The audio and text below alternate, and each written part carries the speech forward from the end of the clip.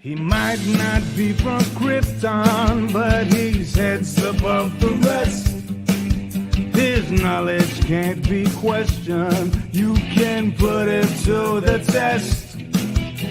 So if you want to hear the truth and have nowhere else to go, I'll give you the solution. Just tune into his show and just kneel before Zod. Kneel before Zod. Kneel before Zod. Kneel before Zod.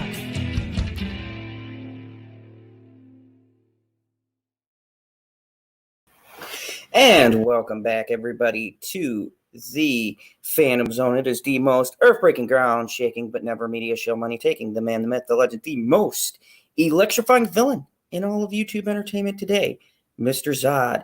And today, folks, just kind of starting things off to be on time. I will have my compatriots will be joining me here in a second, but I'm starting things off to get things rolling, get the ball going, see who's in here, say hi to everyone before I begin this crazy night of shenanigans. Lots of stuff to talk about, lots of extraordinarily stupid things that broke, which I'll get to because, my goodness, there is just so much for me to dive into today. So before I get started, let me see who is here, who is joining us on the Late Night Talks. We got Lemon Pie. What's up, Lemon Pie? We got Rebecca. How are you doing? The real Captain Jack, not the fake captain, the real captain. We have Billie Jean. We have Killy Chow. We have Rebecca. I believe I said your name. We have Valcourt. How are you? We have Planet Q's Queen. KK. How are you? Natasha. Killy Chow. Okay, I got you. Good. Don't want to be saying names twice. That makes me look all forgetful and whatnot. So a lot of interesting things to cover tonight. A lot of great stuff to talk about. I can't actually wait to dive into some of this stuff because it's definitely it's crazy news. It's crazy news. And I know probably there's been 15 other different videos that covered this, but this was brought to me actually probably sooner than the 15 videos that came out. But you know, I had to give my own 2 cents on it. I had to kind of say my own feelings because this to me is a real. Oh my goodness. It is it's really I don't know how to say it. This is really mind-boggling. So, and as you can see, hey, Mr. Pop Culture PB, of course the co-host running late, but that's all right. He gets here. He arrives exactly when he means to. So there's been news going around the water cooler. There's been, I don't think you can call it a rumor at this point. I sourced it from 3 different places, and apparently it is true. Apparently Amber Heard has a kid. Why is this so important? Because it is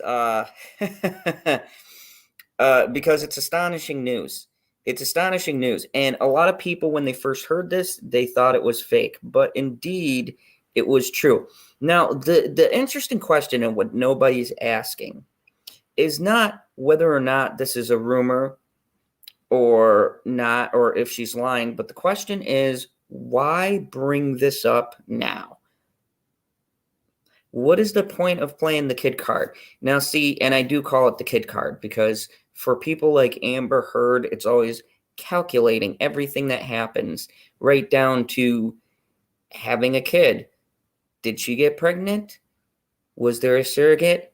Who knows? I've got an article on this. So But the question that nobody seems to be asking in this, they're asking who's the father.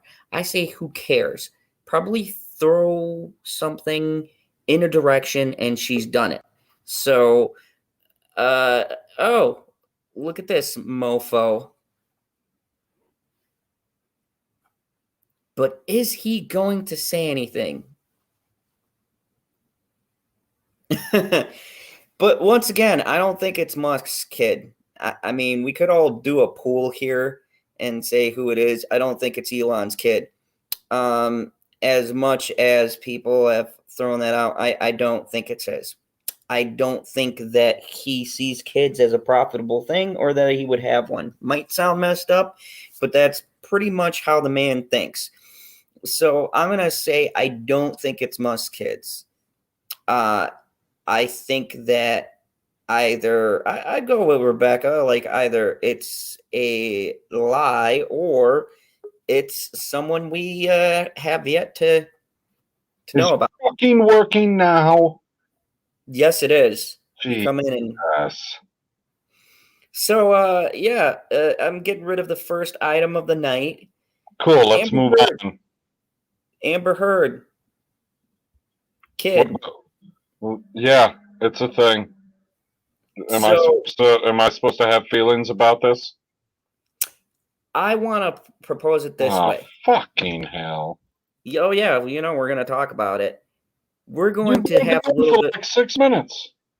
We're going to have a little bit of fun with this. Who do you think the baby's father is? I'll start with that because that's the question everyone's asking. If you had to lay money, if you were a betting man, if you were getting paid for guessing the correct answer. Anonymous. I was going with anonymous too. I said 100% anonymous, man. Well, not anonymous in that sense. Anonymous in the sense that she paid for a rando set of jizz. Okay, now follow up. Oh fuck. The bigger question that I've seen no video, and I've seen multiple videos. By the way, shout out to Killy Talks and all of the other great content creators who've done follow-up videos on this. But the question nobody is asking is why now? Why drop the kid thing now? And I will tell you why. Because the parent thing always garners so much support, right? She is playing the kid as a card for support. That's what it comes down to. And I don't even think she really cares about, she doesn't care about who the father is. She cares about gaining some kind of sympathy. I mean, that's what it comes off to me. And we're not talking about the people who are here who have common sense. She wants to appeal to the mass populace who will read this, who don't follow this like we do. That's what it is. $5 super chat from Susan Rodenhaver. Does it matter? Poor baby girl. The other thing I wanted to focus on is what is it with stars naming their kids weird ass name? Yeah, I've seen that, Rebecca, but I'm not focusing on one particular person. I want to focus on something different. Everybody's going who's the father angle. I'm going to propose something different, folks. I'm going to propose the why, because the father is inconsequential. We can find out who the father is. All that's going to be good for is child support, right? That's not the bigger. Well, even that's debatable. That's not the issue. The issue, the bigger question is why? Why drop this now? Why drop this during Aquaman 2? She fell out of the headlines and there's a lull. When is her next project supposed to come out? Probably too far away. And she's like, it doesn't seem like enough people are talking about me, so reveal time. Yes. Now, I want to just bring up some quick facts from this article that will Damn it. illuminate some light, because I didn't bring up this article at all. Illuminate some light. You're going to turn light on to light? Light on to light. What the fuck am I working with? I thought he was a I don't know. professional.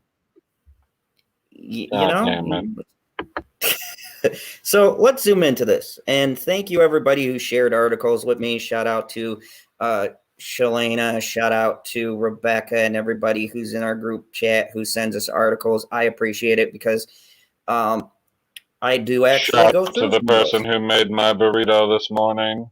The cheese was layered evenly.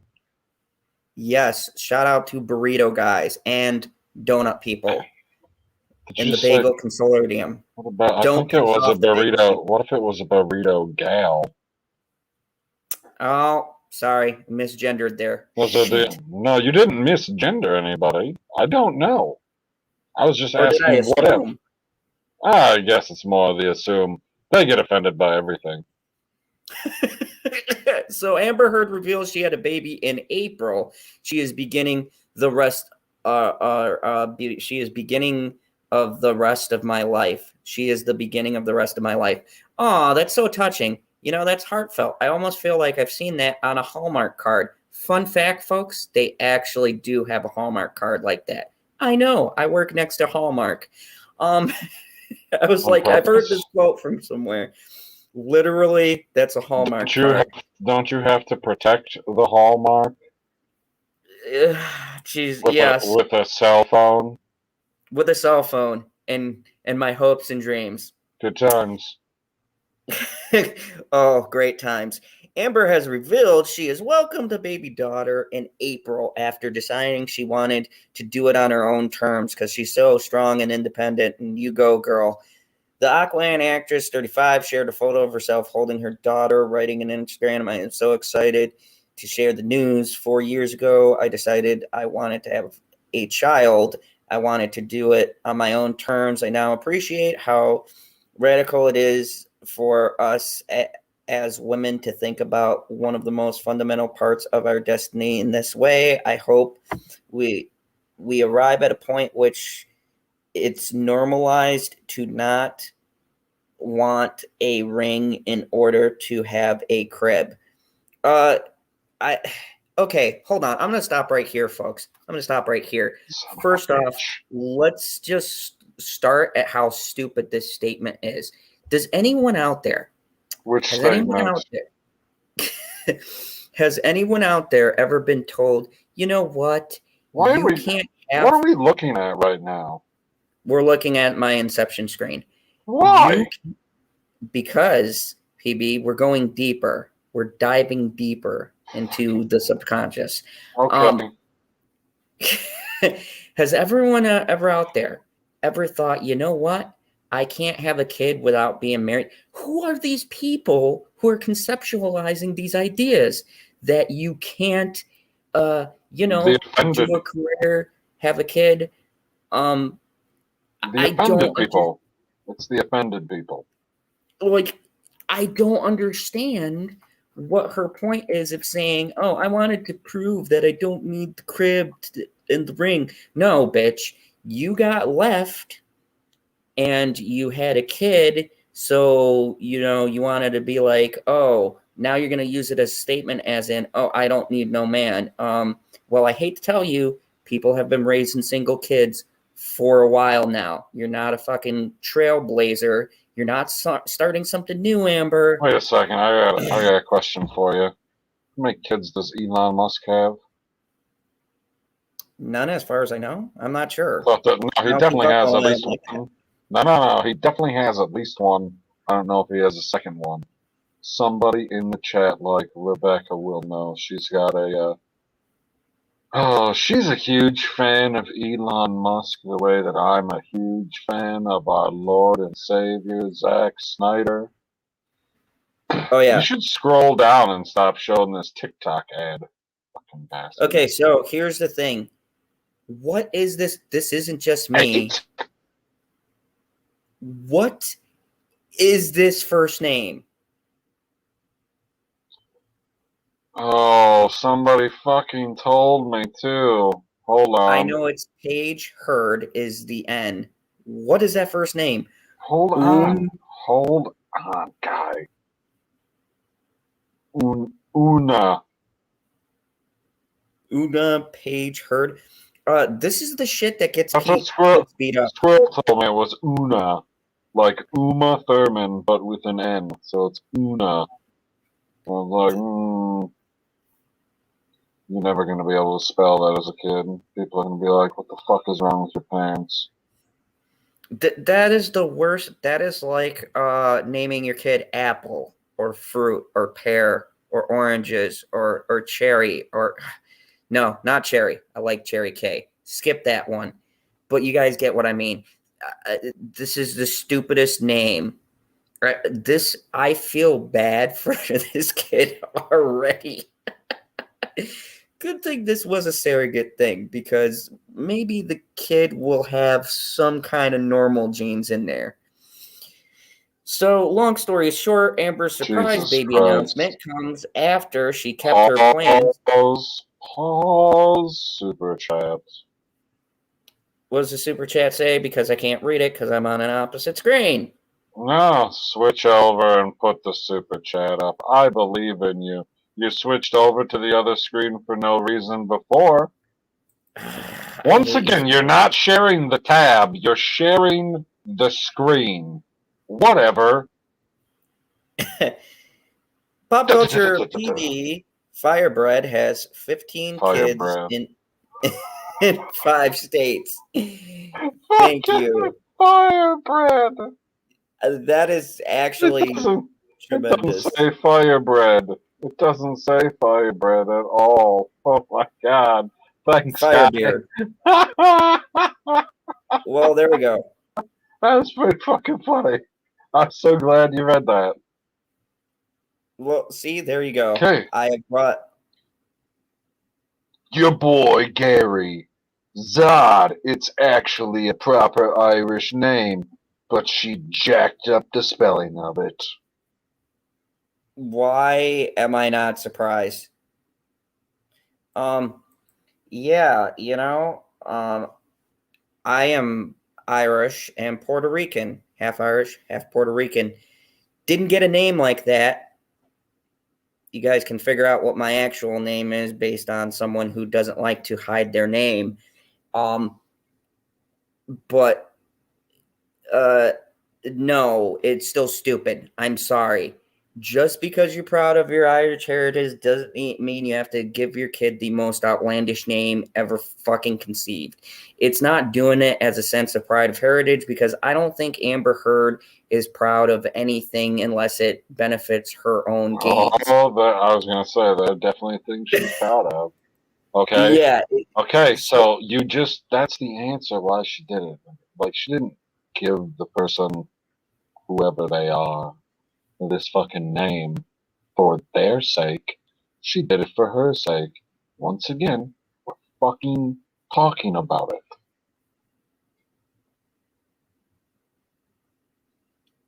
And then dated. Yeah, they're finally admitted that she dated Elon.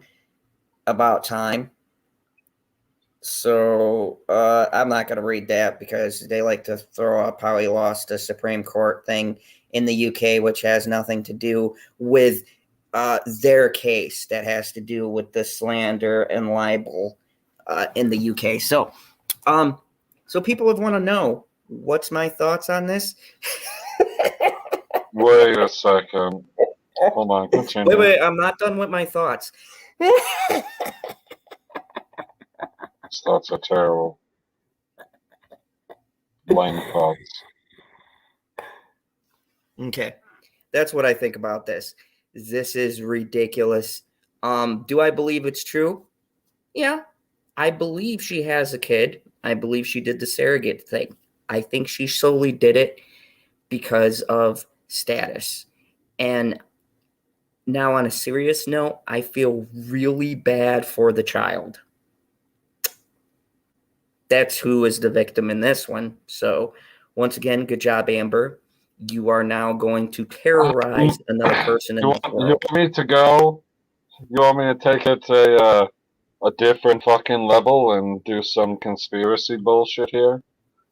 Yeah, go ahead. Let's lay down some. Let's put our tinfoil cowboy hats on, or for Tinfoil you. hat time, because I saw a commercial that Richard Branson was doing an interview with Michael Strahan about his spaceship, right?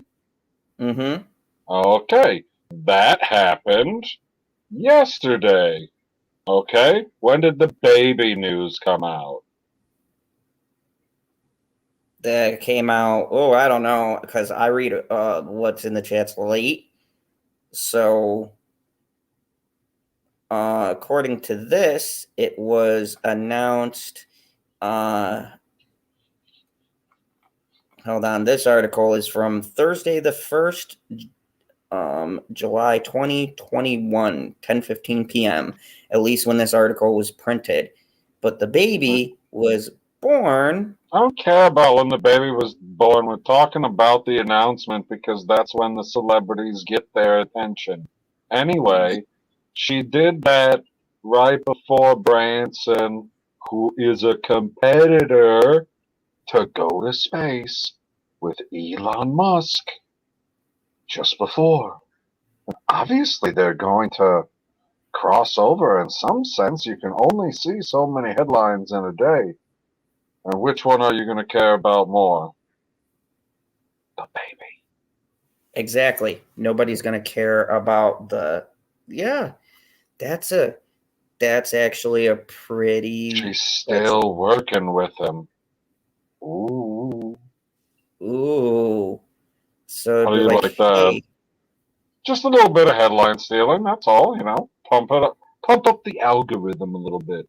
Because when you talk about Amber, you talk about Elon. Then you're not talking about Beardy Branson. that's very interesting. That is an interesting thought. Well, yeah, the baby was born April 8th. I don't care when the baby was born. I don't care at all about the situation. Not like one bit. Like, let her go live her life away from me. she's reaching epic, like Zack Snyder levels of annoyance, because this is obviously simply a publicity stunt, and it's a shame too, because if this is her child, then one of two things is either happening: either she's lying about it and she's just a downright terrible person, which option A wouldn't shock Shocker. me, or she isn't lying about it and she's using it as a headline, which is still equally terrible and already a great start to motherhood. So Let's get to this other headline, which is a $4.99 super chat from your boy Gary. Planet Q said I sent a super chat, but I didn't. So now I guess I have to. Laughing faces. and thank you guys for sending me super chats. I appreciate it. It definitely is much appreciated, and I appreciate it. Thank you. I'm not cyber. I'm not going to be like, send me money or the stream stops. That's why I'm sorry, my. Did he do a stream earlier? I feel like he did. Yeah, he did, and then he goes, my stream went off.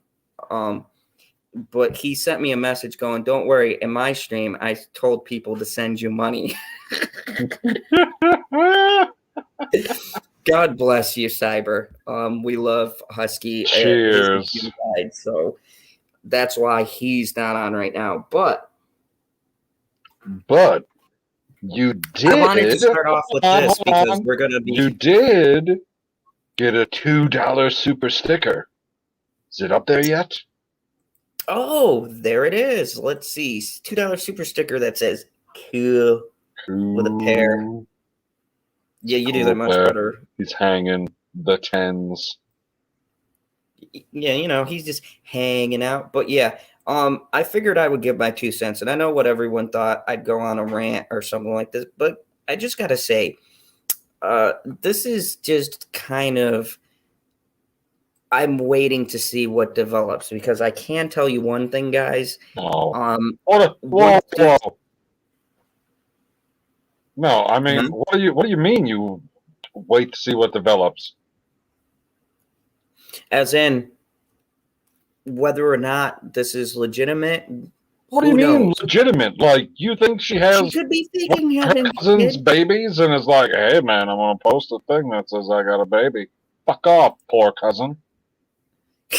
I mean, she did steal some poor pregnant lady's kid and start showboating with them. So, I mean, I don't put it out of the realm of possibilities of something she could do. I mean, I don't take her out of the running for anything, just short of murder. And really, that's not off the table. I mean, I could see her as one of sounds them. like, I don't know. It sounds like you're saying you believe that she's a possible rapist. Like that's just Oh, short of murder. what? No, I would never believe. What? No, I No, believe she all lied women. about it. It's fine. She lied about it. Yeah, she did the reverse. She did actually the better one because it never happened to her, but she said it No, happened. So that's she's the much one better. doing the fucking raping. I mean, no, she's not. PD, don't you know the rules? She can't. We're in 2021. Wait, She I can't do thought in it. 20, I She's a thought in, woman. I was told in 2021 you can be whatever you want. Yes, folks. This is a Fucking magical year. create your own fucking words that you want as your pronouns. They don't have to exist. Nobody has to ever have heard them before. And guess what? If they fucking walk up to you and they don't use these words that they don't know exist, fucking don't do anything about it. Just be a nice person and be like, I'm sorry, I'm not offended. So this is a magical year because uh, people who are horrid people can accuse people of rape and get away with it. So believe all women. Pronouns, you could just get all offended. You identify as a No. Tonka truck. Someone doesn't call you that. Mm, Bam, internet rage. I mean, you know so what? this is You what know you what a say. Tonka truck is? I love a Tonka truck. You know what it is? Yeah, it's a truck made No, by no, no, no, Tonka, no, no, the no, toy no. company. You're thinking too much into it. Tonka truck. That's TT. You got me. You got me. Uh, Okay, I'm not reading this, right? $5 super chat from the real Captain Jack. I'm a boss. That's my new pronoun. I'm sorry, Captain Jack. I'm Unless gonna you, identify you as a pirate. unless that's a what do I want to say? Chinese word, and I pronounce the Y incorrectly, or is it the G incorrectly? I don't know. I don't speak Italian. But yeah, I think me personally, there's pictures on Instagram, but I want like live footage of her with this kid. I don't know why. It's like everything she says, I have to see more proof. I can't imagine why. I mean, it's not like she lies. No, nobody's ever caught her in a lie. Not once. No, never. How can you catch a sweet, dear angel in a lie when she doesn't even know how to look at the goddamn camera? I don't know how they made any of those fucking movies, guy. How did they make? It's like, dude, she's moving around. All of her scenes were done with shaky cam, but it ended up steady.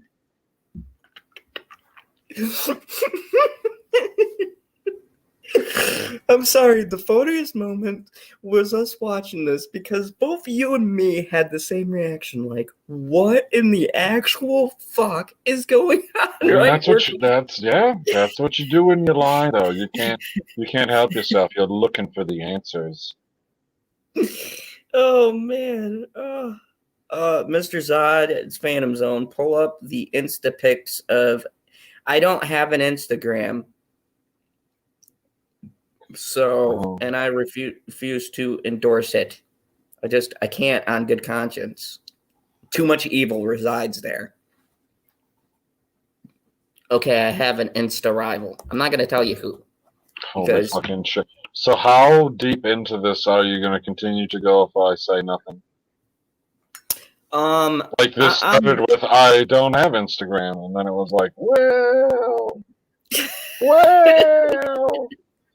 I'm actually huge on Instagram. You guys have no fucking idea, but I keep it secret.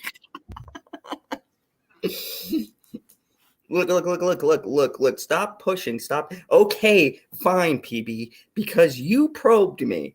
I Because didn't. Whoa. That absolutely never happened. Not fucking once, not ever.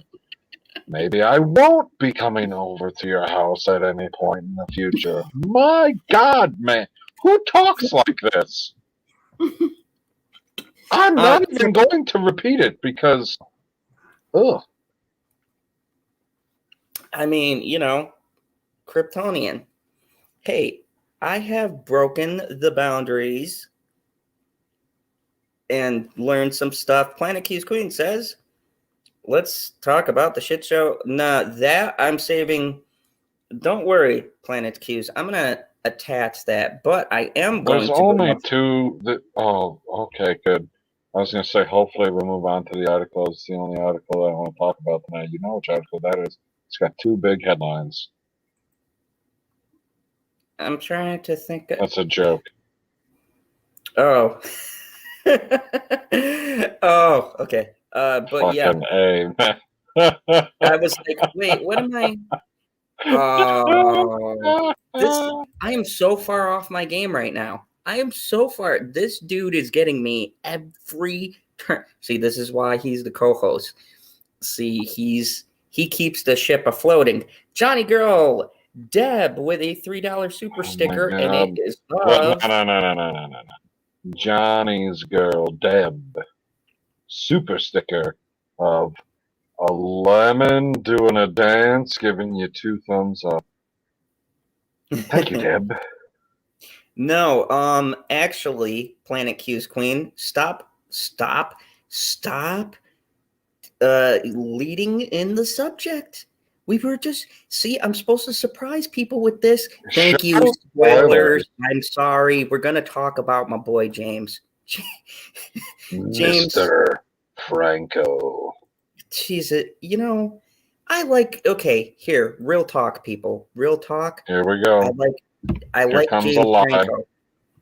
I do. I like James Franco, but he needs to stop doing dumb shit. I don't. That ain't happening. Know how else to put it. I try to reach out to him in these podcasts and say, James, James, please.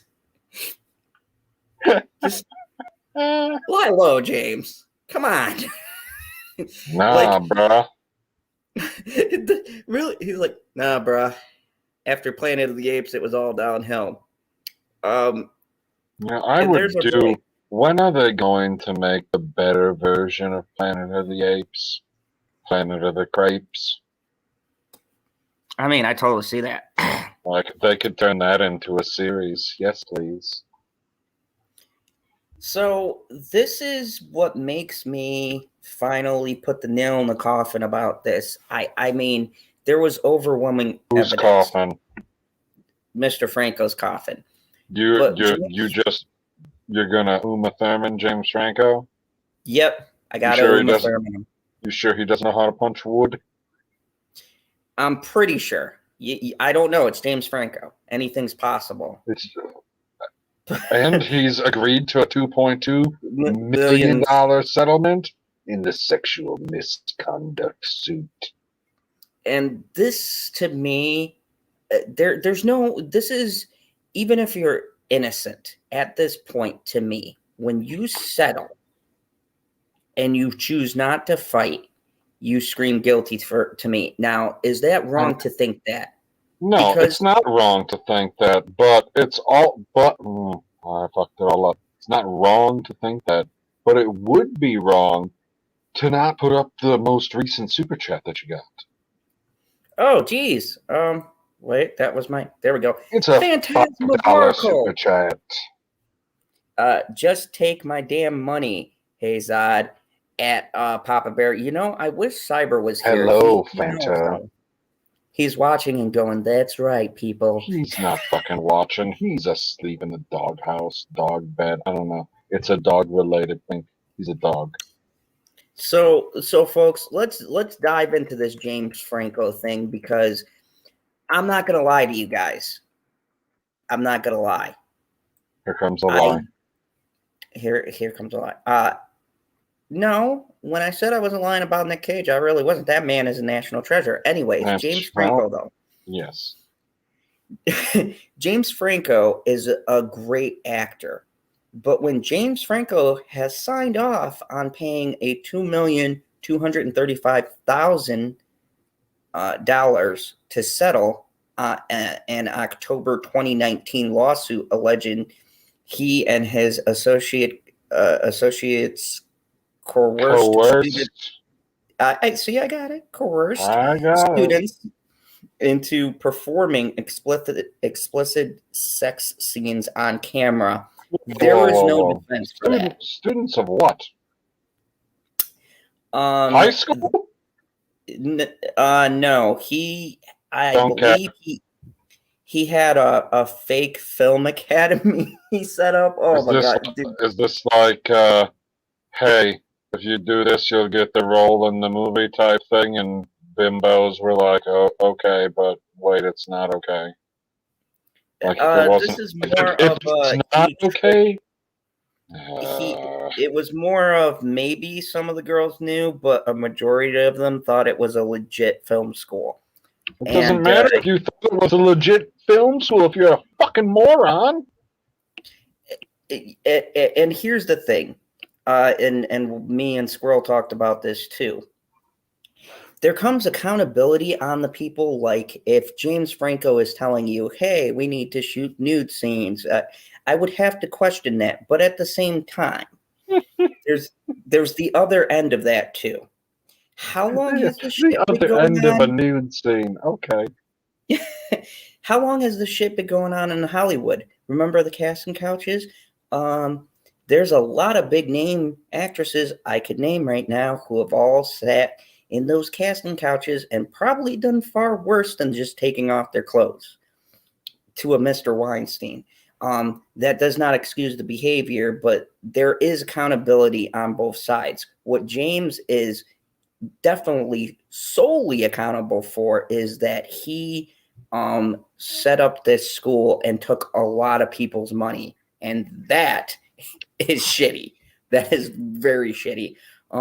Colleges already cost an arm and a leg. Forget paying for a fake college. Nah, they up the price of college. Now you get to keep your arm and your leg, but it'll cost you a torso. Aren't they? Can't you get that soul package where you just sell your soul? Oh, the soul package. You gotta have, you get more for the soul package if you get a higher melanin count. It's only going to cost you your soul, your dignity, and Speaking of costing somebody, the real Captain Jack had something to say that costs about $5. Oh, okay. $5 super chat from Mr. Captain Jack Sparrow. From Rebecca at Mr. Zod's. It doesn't say Sparrow on the screen anywhere. What the fuck? It's the real Captain Jack. I'm sorry, I had to put this. And there she is, our favorite Hello, Squirrel. Hello. To hear about our favorite person, James Franco, who I can't defend in the slightest. He settled. Now, Squirrel, can I ask you, because I love getting the female perspective, and I pitched this as well, and we've talked about this off air, but the women in this, I feel, have some accountability too. When you go to a film school and they say, okay, for this next scene, and this is supposed to be class, right? Theories, right? And they say, we're just going to shoot this sex scene as part of the curriculum. I'm sorry. That might raise a red flag for me. Yeah, I mean, I think they know better. That's a casting couch moment. I don't know. Well, you could call it art. Okay, that would be the argument. Oh, it's art. Well, art can have clothes on. That's pretty amazing. But I don't know. That's my take on it. I'm like, Wait. yeah, The Mona Lisa is not a nude painting? it's not. What Oh, a fuck. Okay, I'm gonna have a hotter take. Do we want the Mona Lisa naked? So No. you don't know what you wait. I guess No. I've been looking at the wrong picture. In 2019, Sarah and Tanya, God, I hope I didn't butcher those. I'm tired. Filed a class action complaint in Los Angeles County Superior Court alleging that Franco and his partners engaged in widespread inappropriate sexually charged behavior towards female students by sexualizing their power as a teacher and an employer, by dangling the opportunity for roles in their projects. See, that word is inappropriate in that sentence to be discussing sexual inappropriate, dangling the opportunity for the roles in their projects. This is excellent writing. That's a snazzy phrase. I'm sorry, that stuck out. I'm like, yeah, okay. Look, they were dangling the opportunity for roles. Here's the even funnier part. Half of those projects never came to life. I think one person wind up getting a role, but it was like they walked by in a coffee shop or something ancillary. So, I mean, is that a good or bad percentage for Hollywood? Because there's all kinds of shit that gets started that never sees the light of day or gets started and gets canceled immediately. So I don't know about that. Good night, real Captain Jack. Good night, real Captain Jack. Good night, Jack. Good luck on your swashbuckling adventures on the high sea. What the hell? He's out on his ship doing some swashbuckling, drinking high sea. That's what you said. You said fucking high sea, not the high seas. But he's out there. He popped off to McDonald's on the way home. Got a little bit of high sea, delicious. Oh, shiver me timbers. Oh fuck! Dude, the guy above me has been on fire tonight with his excellent reading. You have no idea. It's premium. Yes. Fucking drunk guy. I wish I've done drugs. It's just tired. Welcome to the Phantom Zone, everybody who's new. You're gonna have a fun night tonight. Oh God. Hello, Janie. Hello, Janie. Hello to Janie Hughes, Queen, and Becca, and hi everybody in chat. Hello to Fanta and Becca and Lemon Pie and KH, lovely KH, and Johnny's girl Deb, and there was one other Cats. Oh, sis, Cats is in chat. Hey, been a long time. And she says, a different die just got here? Cats D? Or she spells it differently now. It says 4. It says 4. It used to be the number, didn't it? F-O-R. Hi, Die for Deb. And yeah, boy, Gary was in chat. I think Gary's still there. Sorry, I'm scrolling up, so I'm just going back. Yes. Oh, geez. Okay. Hi, everybody. Where's Cyber? Cyber going to be out for the night? Yeah, his computer decided to just have a breakdown. Oh, that's what happened. I saw a lot of messages. In the doghouse. You did? A lot of messages? I missed a lot of messages? Yeah, in the group chat. God damn Cyber. And I was like, okay, I took the summary as that something hit the fan. That's all I got from it. So sorry, I didn't mean to interrupt. No, Hi, KK. Oh, KK. I like it. Sean B. Hello, Sean B. Squirrel. You heard what Zod told everybody the reason he's not here, right? Because his computer took a digger. Yeah. Right? Yeah. So peek behind the curtain. I don't even have to read the whole thing, just the first half. I'm sorry, but I will not be on tonight. I cut my stream short because I am crashing. I didn't understand at first because he said something about being en route, and I was like, was it an automobile accident? I didn't know because it says en route. See, so I'm not the only one who glazes over these things. But I saw crashing. You are. Oh, man. Hi, Billie Jean, and hello, Keely Chow. And when is it? Rense Roca or Rense Roach? Who's a what now? I'm just popping. I'm seeing the comments in chat of people saying hi to each other. Hi, Kay. And we have 30 people watching, so thank you. And I've invited one more special guest. Oh, fuck. The man, the myth, the legend. Hey, Gary. You bro down, Gary. Can you move me to the top of the screen? Gary's a little too close. Oh. Actually, PB. Hey, Gary. Oh, my. I missed you. Hey. Holy shit. Hey, don't make it weird, guys. It's just bromance. It's just bromance. Oh, my. I'm grabbing you, man. Right.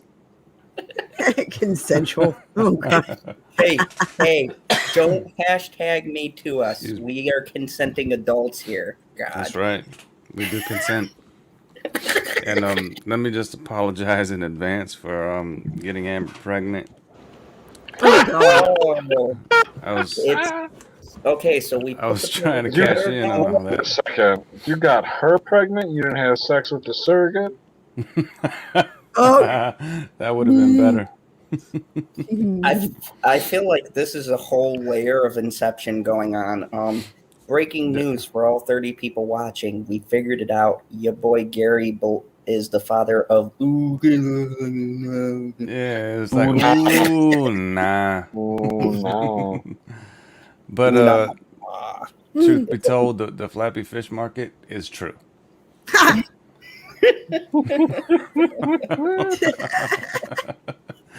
Look at the chat go. Die for the put. Oh, scandal, Gary. Scandal. Don't tell Keely, she's still asleep.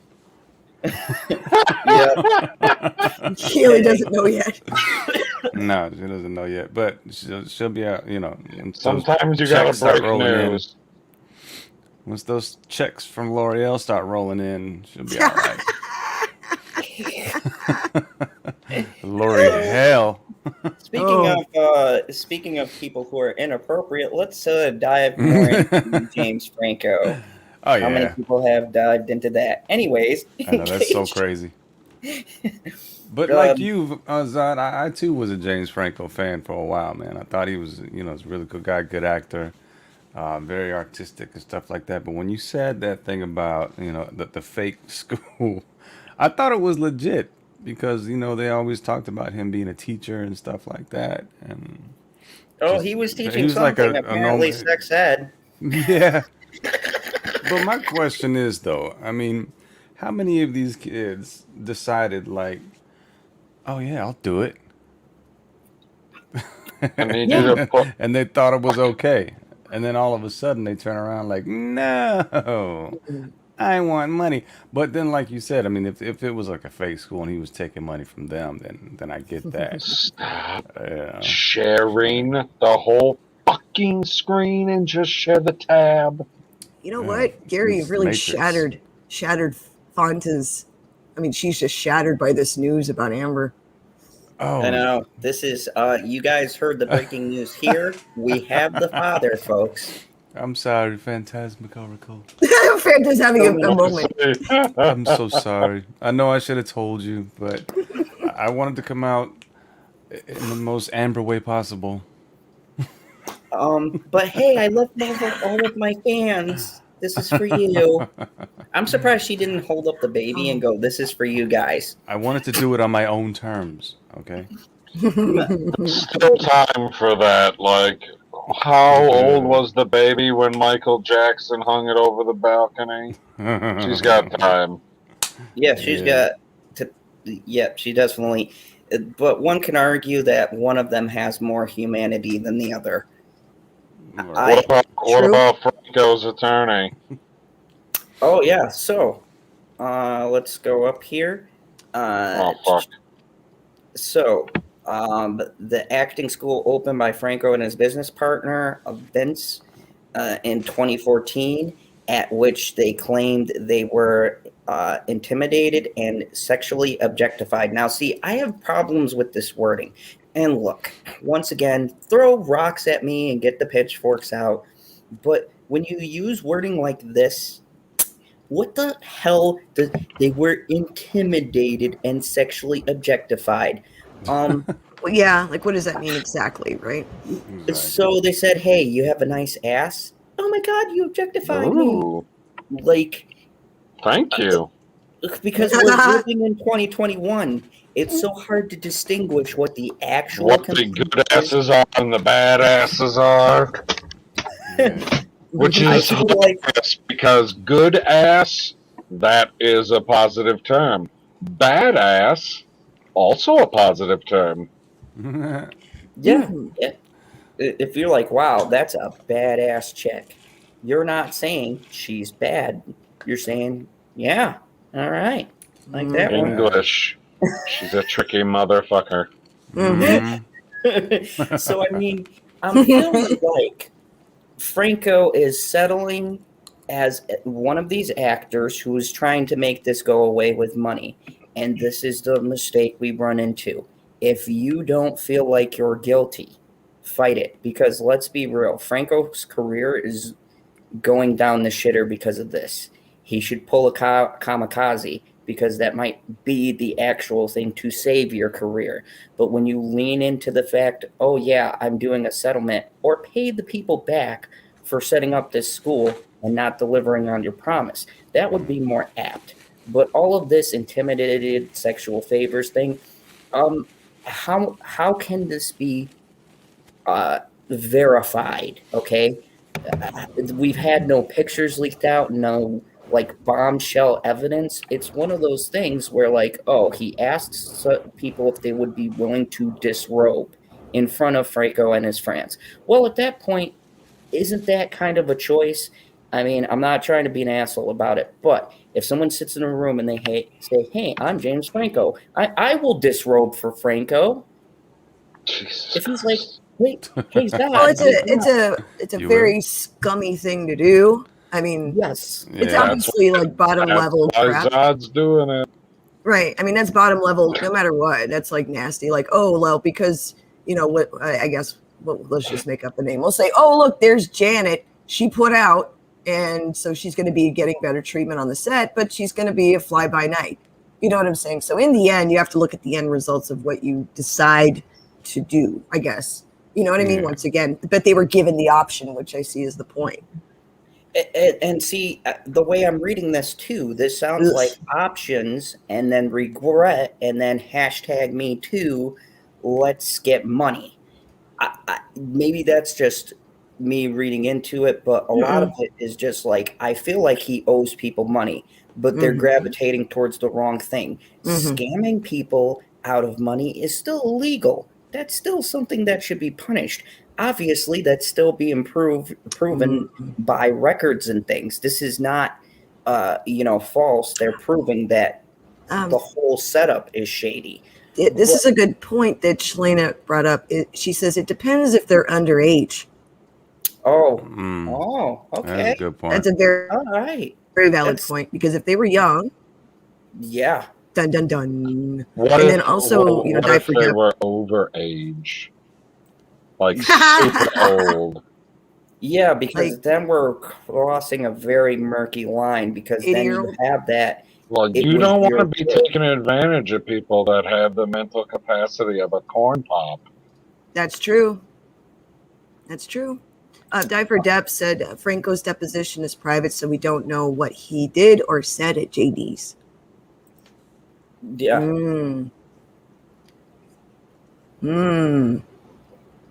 At Mr. Zod's Phantom Zone, you disrobe for almost anyone. I mean, Janie. Yeah, Okay. Well, she's not wrong. Almost anyone. Like, who are the people that he hasn't? They just happen to stop watching. Oh, hello, Keely Chow. I'm so sorry I missed your comment earlier. Hello, Keely. Franco's attorney have previously denied claims in the suit as false and inflammatory, legally baseless, and brought as a class action with the obvious goal of grabbing for as much publicity as possible attention-hungry plaintiffs. See? And that's where you can kind of make these claims, because unless we've got ages for these people, it does kind of scream, where does the real legitimate complaints versus the I did something, I didn't get the role I wanted, so now I'm going to get my money by being a victim. And that, when in itself, is the reason why we have the Amber Heards of the world. This stuff, when you make claims like this, I can't say it enough. And Gary, you've been on streams with me and Rob when I've said this myself. Yeah. The law has to be followed. When you're just throwing out a bunch of stuff, then you make it easy for the lawyers to call it baseless, and you switch the focus of what this should be about. He scammed people out of money. That's legitimate. Go after that, or go after the sexual accusations, but you can't have it both ways, because one's a lot of he said, she said, you have to prove a lot, and the other is a paper trail. You want to really hit him where it hurts? Go for the money he clearly took from these people. And yes, you can claim they're idiots. If someone like James Franco is saying, hey, I'm a teacher at a school, screams kind of shady, but you can't you can't deny someone because they're an idiot. He still manipulated them. He still owes money for that. But then you throw these sexual assaults. What's the other angle here? It feels like there's more. It's all adding to this culture of people coming out and making claims. And the crappy part about this is some of those might be true, but now you can't distinguish which ones are false and which ones aren't. And I'll get to the next one that's on the list, because that's going to set some things on fire here. But the statement would mean Tether, Kaplan, and Gala would drop their claims without prejudice. So, see, people are dropping claims too. So once again, you leave reasonable doubt about what's true and what's not. This hurts everybody else's case. And this really pisses me off, because if there was something valid there, if there was actually some sexual misconduct here, then the people who have a legitimate complaint, the freaking victims, are now going to suffer because of you dumb bitches who just want clout and money. It's disgusting. It really is. These dumb bitches are going to ruin it for the legitimate women, or even girls. Who knows? We don't know the age range, right? Who might have had terrible shit and abuse of power happen to them. And now what are they going to settle with? $2 million? That's probably under Franco's couch. Yeah, I'm sorry.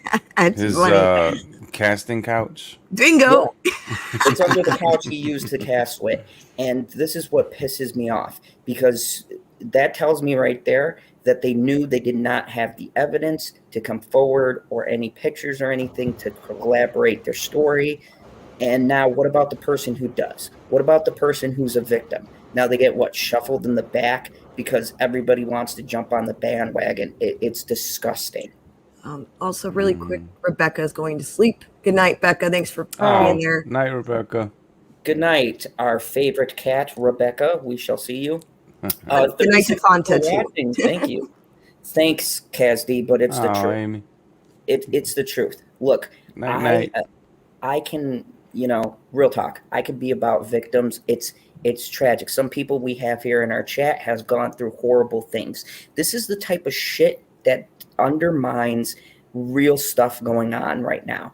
This Hollywood petty bullshit, it undercuts your guys' experiences. And these pieces of shit who might actually deserve to be in jail are going to get off scot-free because all of these groupies come out and they want their 15 minutes of fame, and they fuck it up for the people who have actual, legitimate, real deal trauma. And what? So now the person, look, money is not going to make them feel better, but being validated by the person being punished for the action might. And you know what you dumb bitches just did? You created reasonable doubt. And in the court of law, with a fucking celebrity like James Franco, you can't leave even a minute reasonable doubt, because his lawyers will tear it apart, because he's got very good lawyers. Yeah. I'm sorry. No, it's true. It pisses me off. This is the stuff that pulls focus from the victims. It's disgusting. And this isn't just James Franco. We're going to get into Cosby in a little bit, and all the other ones. This is going back to the fucking 90s, when they tried to accuse people, and you had the one person who had a legitimate complaint. You had 5 other people, and you're like, oh, this person's going down in flames. And what happens? Cases start dropping off. Things are false. Well, now you've created a narrative that doesn't hold up in court. So any good judge or jury is going to look at it and go, well, this person lied. How can I believe person C? Yeah. And that might be your victim. Right. And you just let the person go. And what? You're going to wait for a definitive until someone actually has some really ugly shit happen to them before we prosecute them. Yeah. Here's my thing, though, man. If it was like if James Franco was actually being the creep that, it sounds like he was being with this whole casting couch thing, he may have some, footage that he can be subpoenaed for. I mean, yeah, I'm hoping, because then you can weed out. But I mean, it shouldn't come to that, Gary. When people start dropping claims like this, it creates reasonable doubt. There should. Yeah, of course. Leeching off of this is, I'd say, just as disgusting, because you are claiming victimhood like someone else we know to get clout, to extend your little 15 minutes of fame, because you got to cash out while you can. And you're cashing out on the backs of real victims, and it's fucking disgusting. It's just as bad as the person who did the horrible deed, because you're robbing the other person who deserves it. You're robbing them their justice. I can't pick which is worse. The person who has the horrible deed done, or they're denied justice against the accuser because some other dipshit wants to ride the coattails of it. Hello to Blue Agave Dreamer. Hello. Hello. Welcome. Hey. Yeah. Mr. John's Phantom Zone, the money can pay for therapy for the victims probably need. Yes, Janie, I do agree with that. But we've got to make sure those victims actually can get that money. And it makes it a hell of a lot harder when you have people who will ride the back of this shit and they're not really victims. Lemon pies there. Oh, yeah, you got it. Was there evidence put forward about Franco's school? There was. It was paper trails. That's why he actually is paying money out, Lemon Pie. There's a big-ass paper trail leading to some things not filed right, very suspicious things that he's trying to make go away. So I think the $2 million is for the legal, like, the stuff they can prove, which is stuff not filed right, people without credentials, teaching classes, a whole bunch of stuff. I've been following this for a while, and for that, I do believe he should be punished. These sexual allegations have gone on even on the sets of some of his movies. I guess none of this is very shocking to me. Yeah. None of it. I mean, you say it all the time, Squirrel, but these women who want that 15 minutes of fame. Yeah. The opportunists. The opportunists. Hello, Malachi Valcourt. She asked, is PB running the show? Hello, Hen. He is. He's Janie. He's the most alert out of all of us, right, PB? Hot take. What happened? Oh, he's there. Malachi wanted to know if you were running the show. I go nowhere. Oh, It was just a really absolutely. long Lead blink. position running the show with no control. Mm. On to the next article, monkey. Josh Jackson says, just got here. Everyone else feel like this is a calculated play to get sympathy from the public and not go to jail. If that, oh yeah, the Amber Heard thing. Mhm. Josh, I feel like this is not. She's not going to go to jail. She's got too many people protecting her. But this is definitely a sympathy play. This is a total, complete mother card. Mm-hmm. I get more sickened by her by the day because this really disgusts me. And parents out there, I'm sure she's not going to win over. You are putting it. I say if, it's so sad I have to use this, but if this is her kid, I wouldn't ask her to run it. Man, here. Okay, want to hear? Okay, I came in late. I apologize. I came out of small coma, but my hot take on this is that she's mimicking what Meghan Markle has done. So it's very similar in so many characteristics that allegations have been put out there enough now, where they go through the motions of putting on a public display. So yeah, this is totally a PR thing, and in the end, I can't ever see this type of individual being a parent. I don't get the vibe from her that she can even take care of herself, much less a small child. I don't think she has the emotional maturity to handle having a child. That's why she'll have nannies taking care of this child and, rolling this child out like an accessory. That's, like a purse. This is my purse. I don't see her having that kind of maturity. So I don't know. There's a lot of similarities of her emotional maturity, her behavior, and her, instabilities. I don't care. Behind closed doors is obviously a whole nother individual. I would highly suspect that, this was all, perfectly well done with a surrogate. And if they're so empowered, why can't they just come out and say it? It's not a big deal. It really isn't. In the end, it's not, right? It's not a big deal. I don't care if you use a surrogate. I don't care if, you adopted a baby. I don't care. It's fine. Who cares? Just stop pretending, that like, I did this myself. I physically did this myself. Why do you feel like you need to do that? Don't worry about it. That people are already going to not like you. But I don't think that they have the emotional maturity and they're worrying about other people's opinions. If they're so empowered, then why the hell do you care? There, I said it. Okay. There you go. Yeah, that's Absolutely true. agree, I totally 100%. agree. It's a big point. Janie Davis says, at Mad Squirrel, I don't think there's anything wrong with it, but I don't think AH is actually infertile. I think she used a surrogate because she didn't want to risk her money maker body. Yeah. That's great. Yep. A lot of people do that. A lot of actresses do that, and it's not against them. It's just a decision. I don't see anything wrong with it. I don't like the playing, the playhouse stuff, the acting like of you it. were saying, she's just wearing this little baby like a brand new scarf, I feel horrible for the child, though. I just hope and pray that little child gets taken care of properly. It just sucks that the poor baby's going to be tied to her. Right. In some way, shape, or form, because she's going to use that as her playing. Oh, good night to Cats. Cats D is heading out. Good night, Cats D. And thank you. We have 34 people watching. Welcome. So glad you can make it. We're just breaking this down. Look, guys, I did not talk about this. I did not even go into the chat because I have my own feelings. But when I heard this, when I was laughing in the beginning, that's how I feel. To me, this is a big joke, and it's sad. Something like this should be a big announcement, no matter who it is.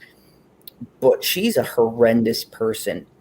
As a parent, and anyone who is a parent could probably relate to the fact that this seems like a terribly bad idea.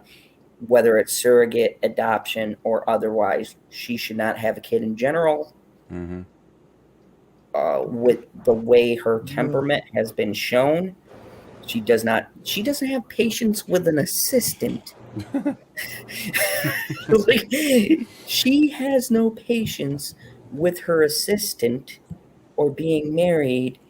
How are you going to raise a child that technically, because you're so proud of being a surrogate, women power, right? So yes, a part of it is you and a part of it is someone else, but you didn't go through that experience, so you didn't build that emotional bond. So you have to form that bond through what? Your human decency and compassion. Well, there's a slight problem with that, Amber. You have none of these things. So Right. My God. Imagine I'm if that wondering baby how this woke her bond's up gonna form. in the middle of the night, screaming and crying, needing a diaper change or something like that. What's she gonna do? Throw a bottle of wine at it? Oh God. Shut up!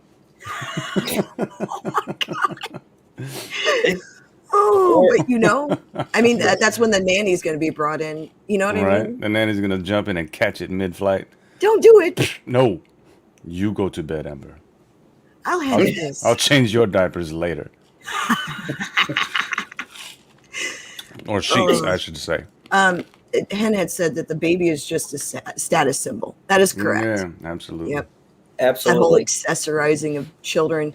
And then, Janie said that I just hope that she restricts her violence to adults. Maybe Whitney will stand up for her niece like she wouldn't stand up for herself. And then there was another comment, I apologize, talking about, somebody, damn it, I said. Diver Deb said, some wondering if the baby is Whitney's. Yeah, Oh my. that's a question. Ooh. Maybe Whitney was the surrogate, Oh my. to make it look like her as much as possible. And then, Shalena agrees, like she said earlier, she said, what I'm scared for that baby. What happens when she goes into a drunk rage, right? Exactly. Amalekai. She says, okay, crazy thought. May not make much sense, but just got in my mind that it might be Musk's, but saying a surrogate carried it so she doesn't get into further trouble. Dun, dun, dun, dun, dun. This gets weirder. This gets weirder by the day. No, so many twists and turns this can go in. I mean, it could be like, could be Musk. It could be. I mean, she said this was back in what? When was the baby conceived? Well, the baby was born in April. Born in April, so 9 months back. It'll probably be around June. Last summer. Yeah, somewhere around there. I mean, it could be anyone that she's ever been with since then. I mean, you can count them. I mean, it could be a makeup artist. It could be. It's a surrogate. I know. Exactly. But I mean, the only. I don't know. The only thing that makes sense is the whole embryo thing. So maybe that's why Elon's been helping her out so much. Because that's the one thing that, she had on him. We've been wanting to know what that one thing is. Yeah. Who knows? Good night to Sean B. She says, I got to go, guys. Good night. Night, Sean B. Good night, Sean B. Great to see you. Speaking of things I will never figure out besides the Amber Toboggle, here's an interesting mind melder for everyone at special request of Mr. Lemon Pie. This whole thing I don't quite understand. I don't understand this stuff here. Bill Cosby.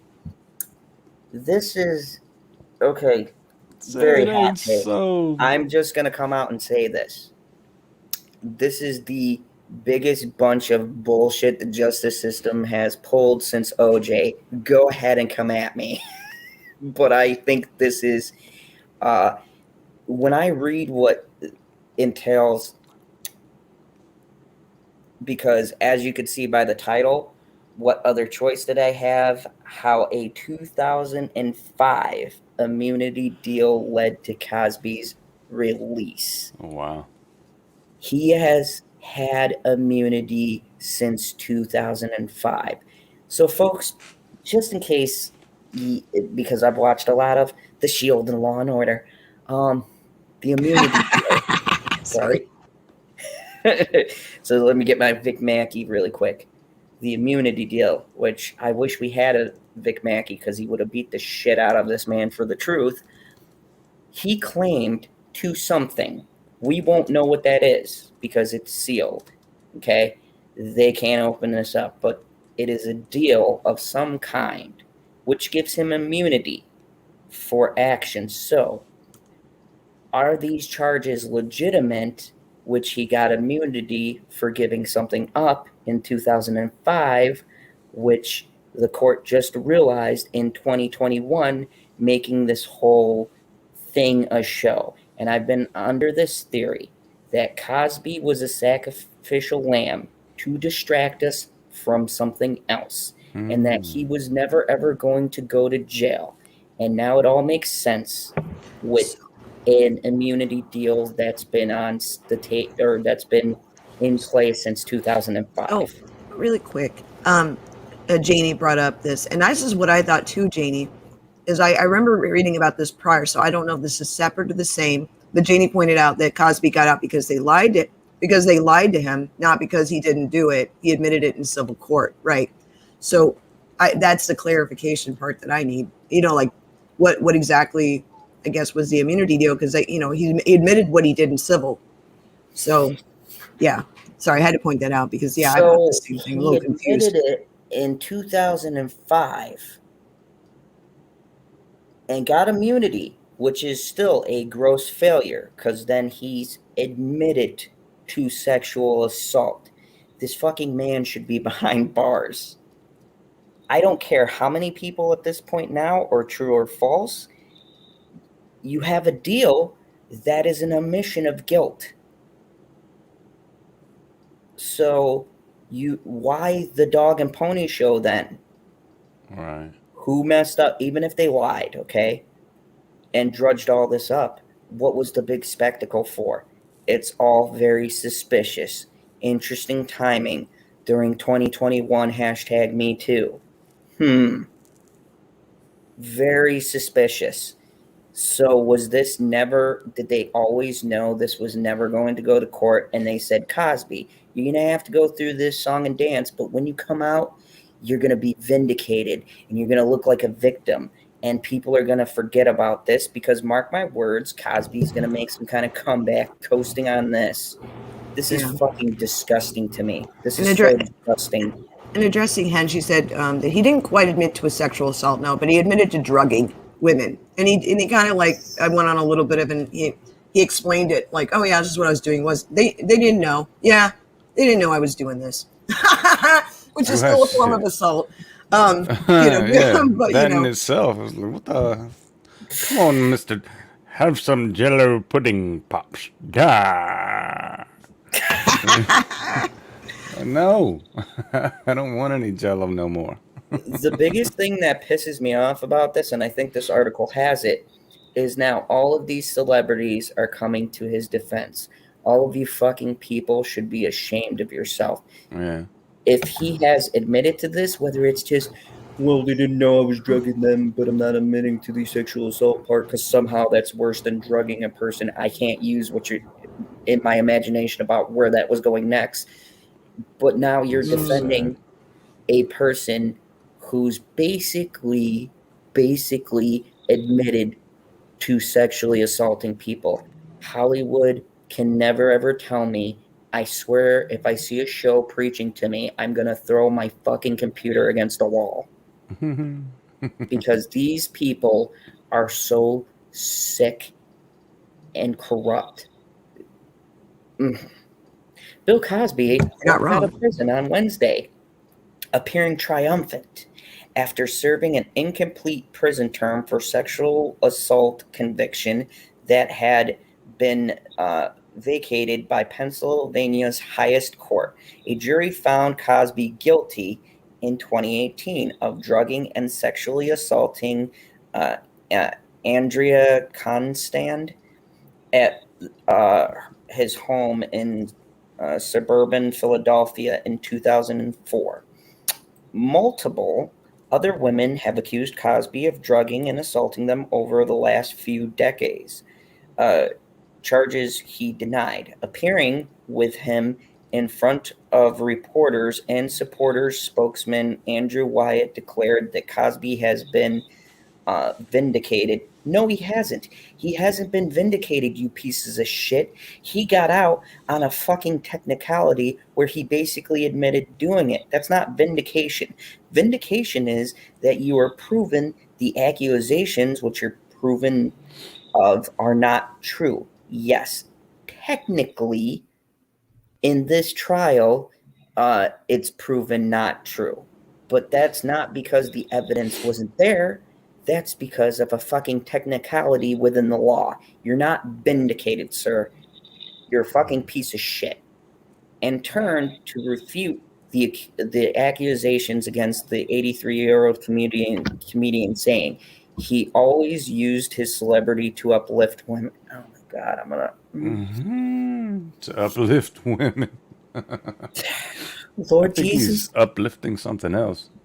Lord Jesus, give me the strength. Lord Jesus. Lord Jesus, give me the strength not to strap this computer down.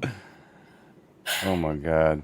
Cosby wrote on a Twitter page, I have never changed my stance nor my story. Fucking liar.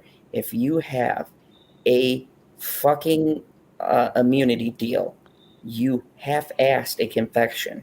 So yeah, your story wasn't true, buddy. The drugging part was true. That's what the fucking immunity is for. In 2005, on something that was going to happen in 2008. Everyone see the timeline here? I have always maintained my innocence. But although the Wednesday decision from the Pennsylvania Supreme Court bars any further attempt to prosecute Cosby for the crime, it does not exonerate him. The decision largely rests on a questionable deal. Here we go. On a question. Fucking highlighting. The decision largely rests on a questionable deal he was given more than 10 years ago that granted him immunity from being criminally prosecuted, and a 2015 decision to forsaken that agreement, which the High Court said deprived Cosby of due process. You're not vindicated from it. Look at No, sorry.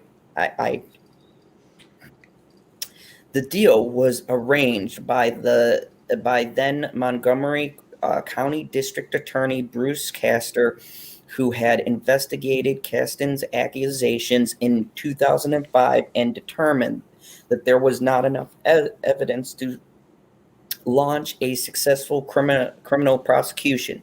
With that in mind, Castor decided to remove the threat of criminal prosecution for Cosby so he would not be able to invoke his Fifth Amendment right against self-incrimination if he were to testify in a civil lawsuit, according to the court's decision.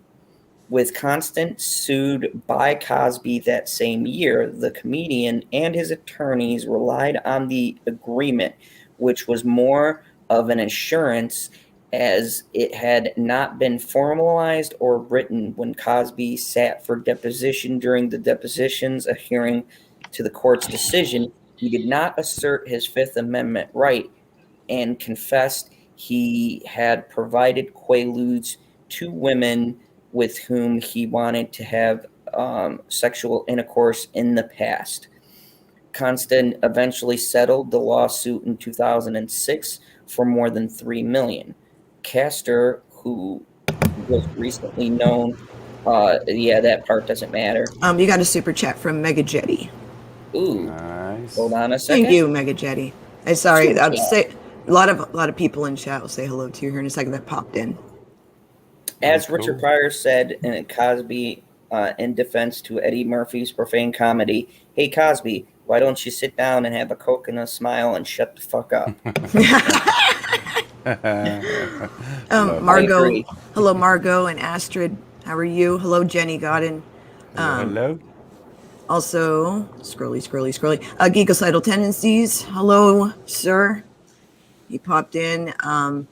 Look at you modding it in real time. Carmen, hi Carmen. She popped in earlier, but hello Carmen in Portugal. Hello, Carmen. Early morning. And then also, Squirrely. Also, Malachi had to take off. So see you later, Malachi. Take it easy. And yeah, Omega Jetty, of course. Yeah, we had a lot of people popping in and out, so I apologize if I missed you guys. Okay, carry on.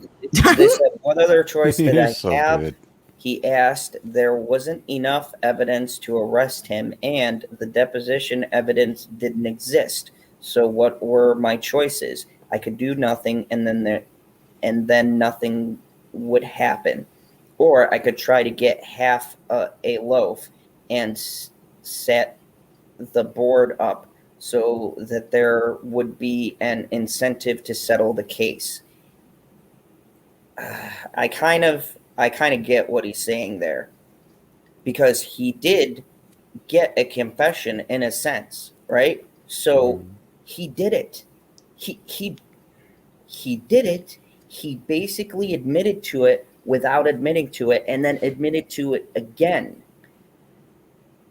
So, see, I wanted to do some more research on this before, because I used to love Bill Cosby, you know? Right. But when I found out that he actually admitted to drugging them without them knowing, that pretty much set it all for me. I mean, why would you do that if it wasn't for an alternative, you know, intention?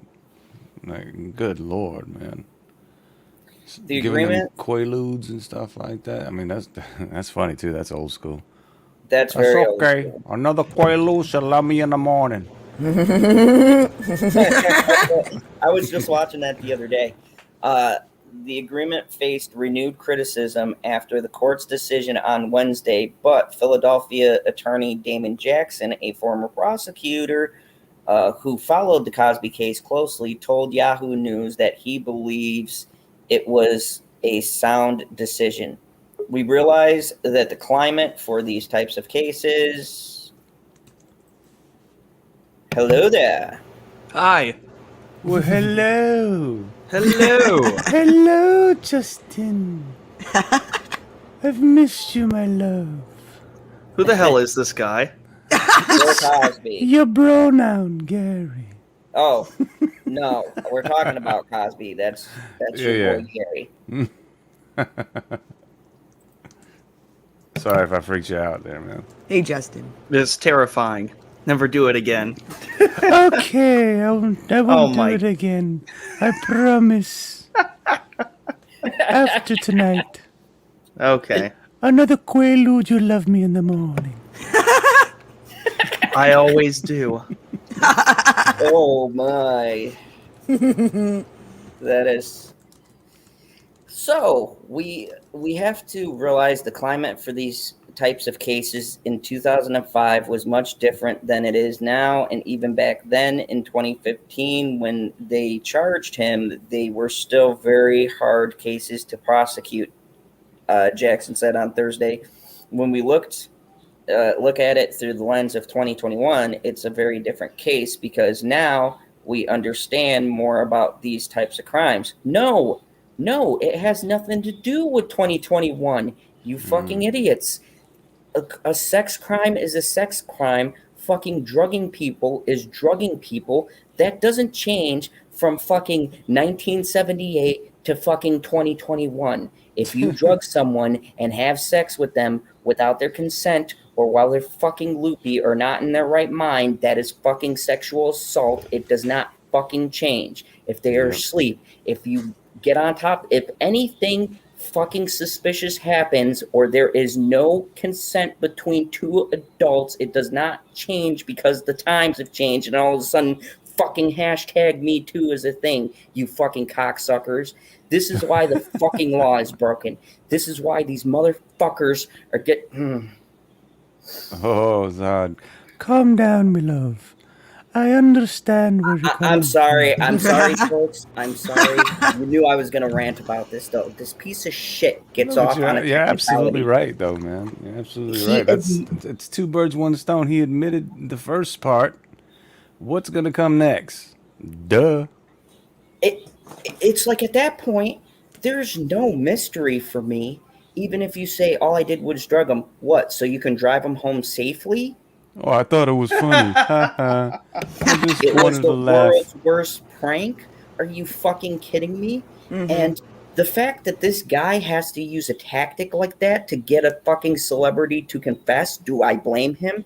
Well, yes, because it does now undercut the justice that could have been done. So that pisses me off. But I understand the reasoning, because otherwise he hides behind his lawyers if he thinks there's a fucking escape route. Pieces of shit like this, and I'm sorry all you Bill Cosby fans, but I can separate the man from the fucking show, and this man's a fucking monster. He's a goddamn monster, and he's gonna fucking get away with it because our system is so fucking broken that these cocksuckers use fucking politics and let a low-life dirtbag like this fucking get at. He fucking admitted it. He admitted it. He said the words. At that fucking point, there is no fucking question. It's like the Amber Heard being on video tape and audio. When you have someone in their own words, there's no fucking wiggle room. There's no scrutiny. Bill, you're not fucking vindicated. Are you kidding me? Are you shitting me? And now people are playing this up like it's a fucking win? This is fucking disgusting. Yeah, Didn't they say it's a win for Black America? Yeah, I think yeah. so. Yeah. Oh Yeah, God! because here we now go. we're going to coast in that. Hey, everybody who's African American, congratulations. This is another person who's going to coast off that. Isn't this a great fucking legacy to have follow you? Way to bring down everybody with this bullshit. This is disgusting. This is disgusting. This is nauseating. Fuck this. I can't even fucking read this. I can't do it. I'm sorry, guys. I can't do it. This is the type of shit that pisses me off because this broken ass. Thank you, Janie Davis. This is how I feel. This shit pisses me off because it's pieces of shit like this that other people get denied out of justice. How many other fucking Bill Cosbys are out there using this fucking excuse? So what? You know what? Let's let a not famous person pull this shit in court. Let's just say an average Joe Blow goes, Your Honor, I didn't rape her, but there may have been quaaludes. You think that fucking... Are you kidding me? And this piece of shit was given an immunity deal? Anyone else got thoughts? I gotta take a break. I gotta go off camera for a second. I'm gonna go... People talk, I gotta use the fucking bath. This fucking... Bazard, you're so cute when you rant. Oh. He has to When you're use the bath. passionate. Use the bath. Did I hear that correctly? Yep. He needs to go take a bath, He feels dirty. Yeah. cleansing himself of the sins. He's gonna throw off his clothes and burn them in the trash can and sit in the corner of the shower like Jim Carrey. No. The crying game. Oh my. Oh my goodness, yes. Lemon Bias is in chat. So this is one case. Cannot the several other women bring cases? Statute of limitations, I guess, is from what I remember reading about it, was that the other women couldn't bring forth their cases because they were outside of that statute, whereas this one they had more of a loophole to prosecute, right? Really? Yeah. Yeah, So, it was unless the there's only new one. ones. Right. It was the only one they could do because it was still inside of it. Irony. Okay, I'm sorry about that. Less dirty. I'm back. I'm composed. Done taking a bath already? That was quick. What you do? You That's use the wet quickest wipes?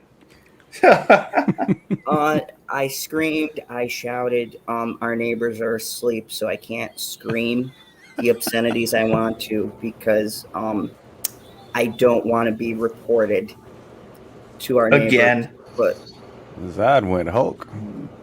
You do look a little green. See, I didn't know the full details before I read this. But now that I've got the fact that there was enough to get an immunity deal, this motherfucker pled to the charges. And even though it's a half-ass, I drugged them, I don't need a fucking rocket scientist to figure out what comes next. And putting that in my mind and knowing that, hey, maybe all of these fucking girls, or I'm sorry, women now, because this was in the fucking 70s, 80s, and 90s, who knows, some in 2000, these women had to live with this shit, that maybe every fucking claim is legitimate because this motherfucker admits it out of his mouth, and now he gets to fucking go out. And you fucking pieces of shit on Twitter who are supporting him and that are women, for fucking shame. For shame. You are actively supporting a fucking monster, a fucking predator. You know, You are scumbags. I'm scrolling up really quick, but Kay had made a very valid point. KK. She says, he's 83 years old now. I think he's gotten away with it. You know, that's the problem. That's the irony of this. You're not going to get the justice you want, but his career is forever tainted by this. Like, I hope his that's fucking the way it legacy is. burns. Really. I hope the fucking Cosby show becomes a fucking footnote, a hole dug in it and thrown away. And look, no shade on the other actors and actresses who became famous. Some of them are decent people and decent things came out of that show. But fuck him and fuck his legacy. It needs to burn to the motherfucking ground. This man should not be remembered for anything. He is a piece of shit. And you could sit here and list all of the good shit he did, for being a fucking horrendous monster. So now out of guilt, he has to do something good. You put into question all of the good shit you did because you're a fucking monster. You're a monster. You did this shit in the 80s and these women are adults. How much fucking psychological trauma have they lived with what, Squirrel, 30, 40 years now? Yeah. That these victims lived with this? This is how I look at like a lot of, this is my feelings on statutes of limitations. You're giving a life sentence to, depending on the victim and depending on what happened to the victims in the end, right? What is exactly the type of crime that was committed against them? They're going to carry that for the rest of their lives, whereas the perpetrator can walk away. And if they're, and people say, well, they're going to, if you believe in God, they believe, oh, well, they'll get it in the end anyway. Well, the truth always comes home to roost. That's what karma truly is. And the truth doesn't need anyone's permission to exist. There's always retribution for the truth in the end. Mm-hmm. So that's how I look at it for him. He's finding out what his personal truth is, everybody. So it doesn't matter what he has in a public court. It's who he gets to look at in the mirror every day and realize that there's a permanent stain on the legacy of crap that he's committed. So all this isn't, the courts in the end, in my mind, they can only, their limitations. There's too many laws that shouldn't be in place that are in place that should be changed and accommodated to modernize, because we lived in a different world in the past of how women were treated, or in workplaces and environments. And what was it until like the 70s, women in the United States were still struggling owning property without a male co-signer. That's how incredibly insane that was. So, there's a lot of laws that we're still coming out of where women had more of an equal ground, but I also don't think it should go extremist. I think there needs to be a middle ground. You know what I mean? I don't know. With the statute of limitations, I think that's wrong. I think in his case, it was brought fully to, but he had a lot of money and a lot of power. And I think that's the unfortunate part, is the power dynamics in the situation. That's not being considered at all, even though to an extent it is. It really isn't, not in the court of law part, because of the immunity and what he was willing to disclose in the civil courtroom with immunity.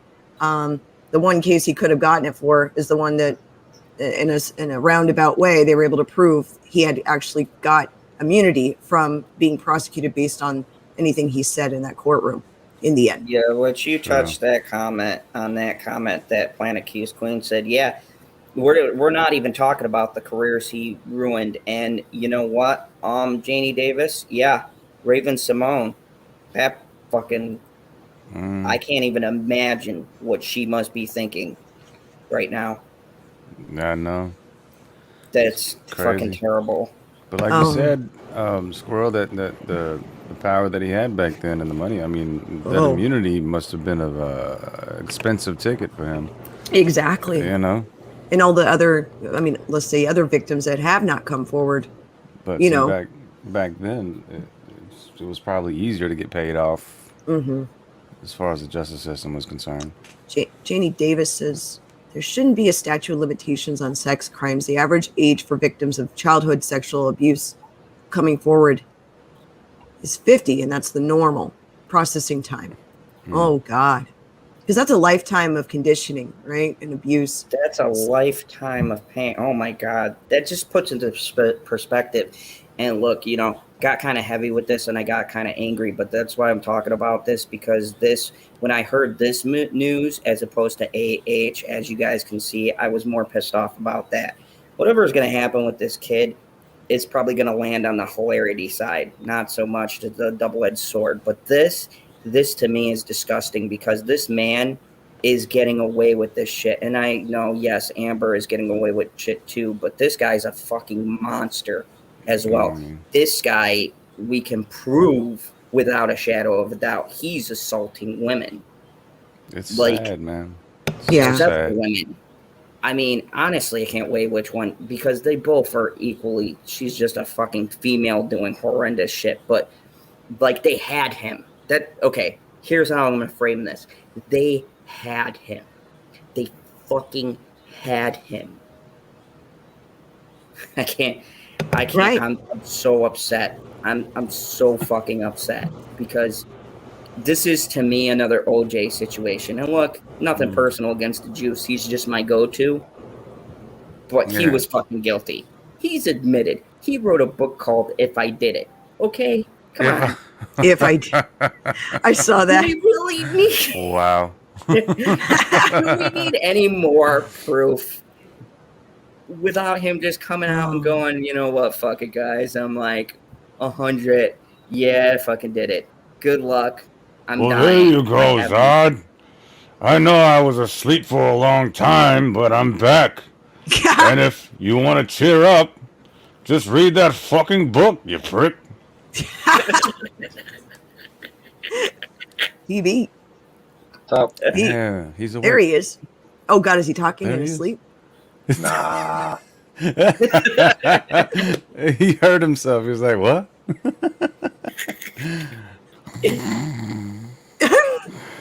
Again. Expertly listening.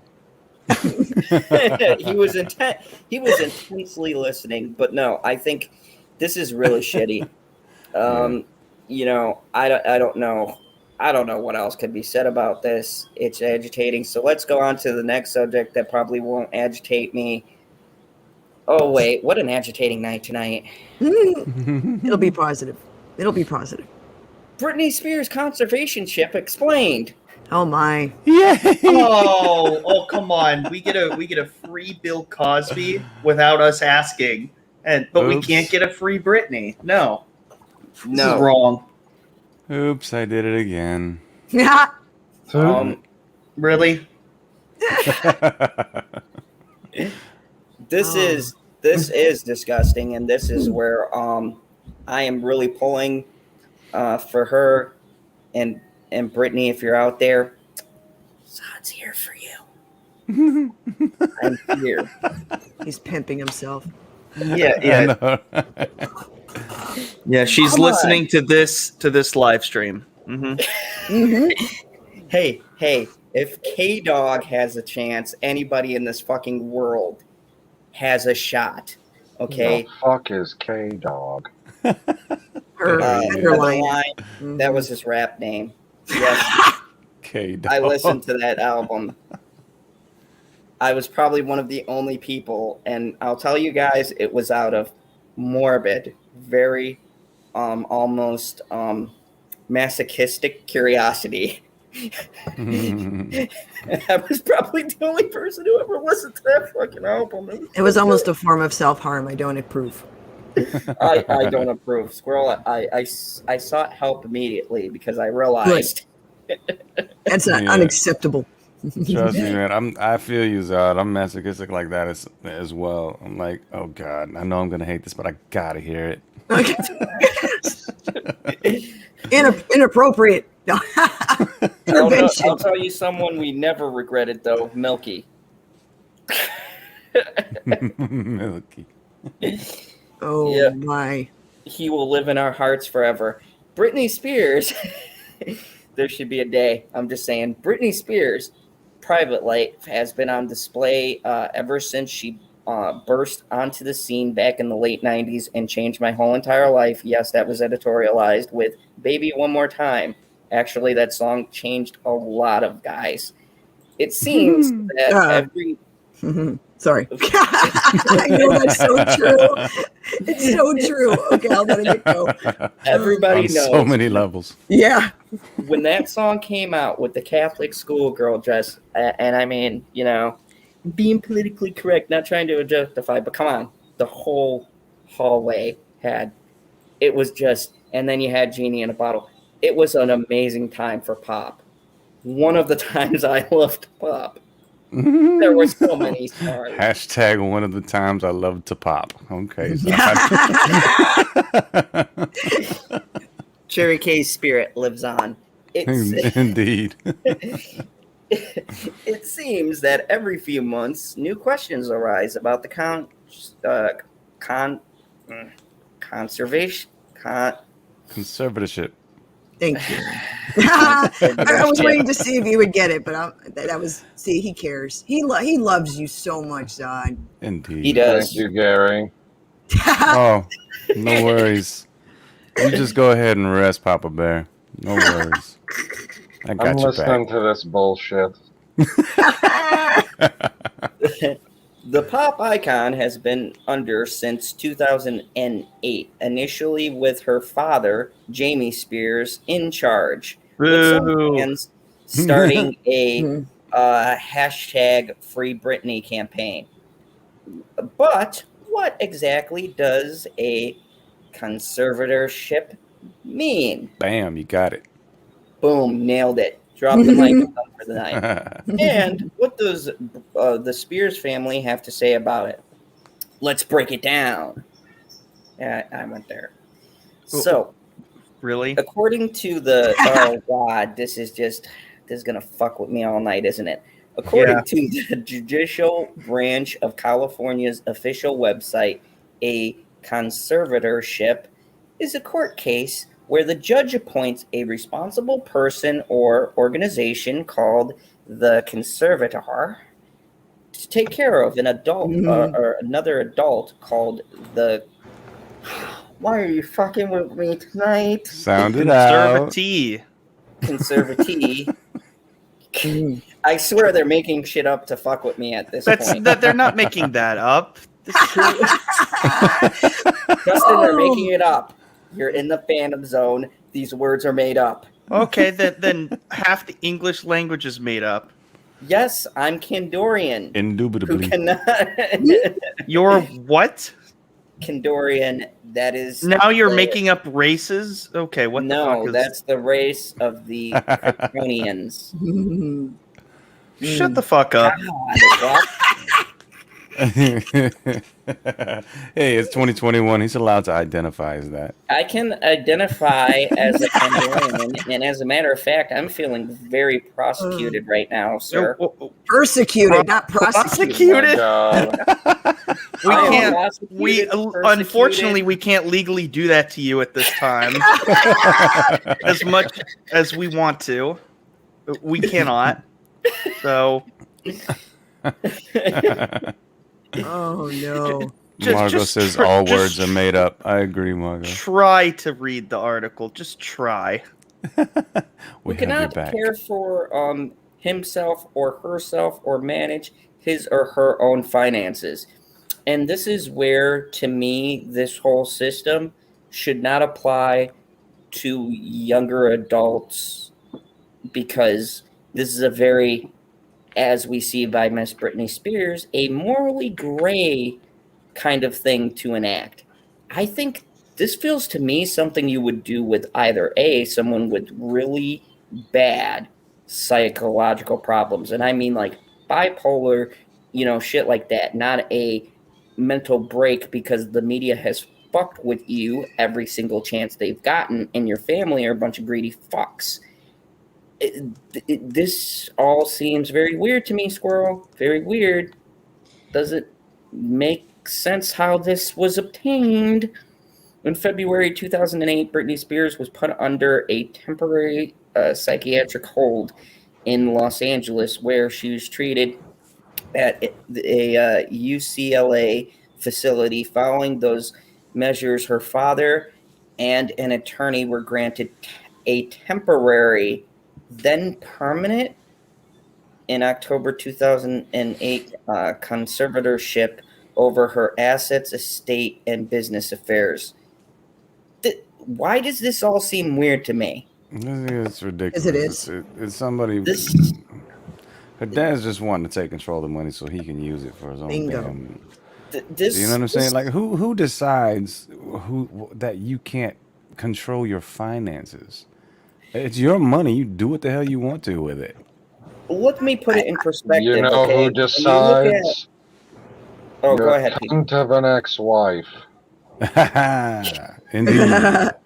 Yeah, I can attest to that for sure. That's why she is an I need ex-wife. some money. You got any money in your pocket? I was like, yeah, I got some money in my pocket. think- And I was like, I thought you were Yeah. buying something. She's like, I'm going to. No, mine was more like it was me saying, "Can I have some gas money, please?" Oh, Sure. that's sad. I had no control, You know, but it was my own fault because I gave her control. So I whatever. think with Brittany's dad, I think he took advantage of. Well, her mental health was already headed in this direction, right? At the time, she was on the. She was having a slow burn meltdown. So he took advantage of an opportunity to step in and say, well, I want all control. Now that I've helped contribute to this by not stepping in prior to you having these moments, and now I'm going to take full control. And now it's like that was his excuse, his entry door into her life to take over. That's really what it felt like. Yeah. And things that I listened to her testimony, her opening statement, not the whole thing, but at least the leaked 30 minutes, the first piece, and it was awful. It really was. And Yeah, she'd it's- obviously be traumatized. It's very sad. I mean, but that industry, it's a fucked up industry, man. It really is. They get into your head, and they kind of brainwash you in certain ways. I've seen it. She I've had seen a it brain to firsthand. wash. Unfortunately, but actually, she did. She was. She. No. And I saw the Womanizer music video. You can stick with your thought. Well, she was. I've seen things happen in the music industry. I've been behind the scenes, and they make you do things that you don't want to do because they make you feel like you have to Whoa. to get what you to the place that you want to be in, and with fame and all this stuff. It's a really shady industry, man. It really is. James Franco's in the music industry too. It's kind of one and the same, man. It's one and the same. And just a shameless plug. I'm starting a school. It's gonna be for movies and stuff like that. If you want to apply, hit me up at your boy Gary at fakeschool.com, and I'll meet you at the casting couch. It's only gonna be like 2,000, for the interview, quote interview. And then another but- 5,000 a month when Yeah. you actually get in. Exactly, and may Mad Squirrel's gonna be possibly- there for the audition, so oh God, so you all feel comfortable. I'll have a hose to make sure Gary's watching himself. Oh my. Exactly. We're And all PB's gonna be welcome. behind the camera. Welcome. And if you guys are watching, Leave you're me the coming fuck along out of for the ride. this. Oh no, Justin's the producer. Oh No. my. It's not the Justin proper. It's the Justin producer for your boy Gary's fake school. There was a comment in chat from Trina Mullinex. She goes, "Not all all bipolar people need this. There are a few of us who can hold down jobs. Just an FYI." That's correct. All right. The thing is that they watched her in her situation. It was like you were saying, it's the pressure of Hollywood.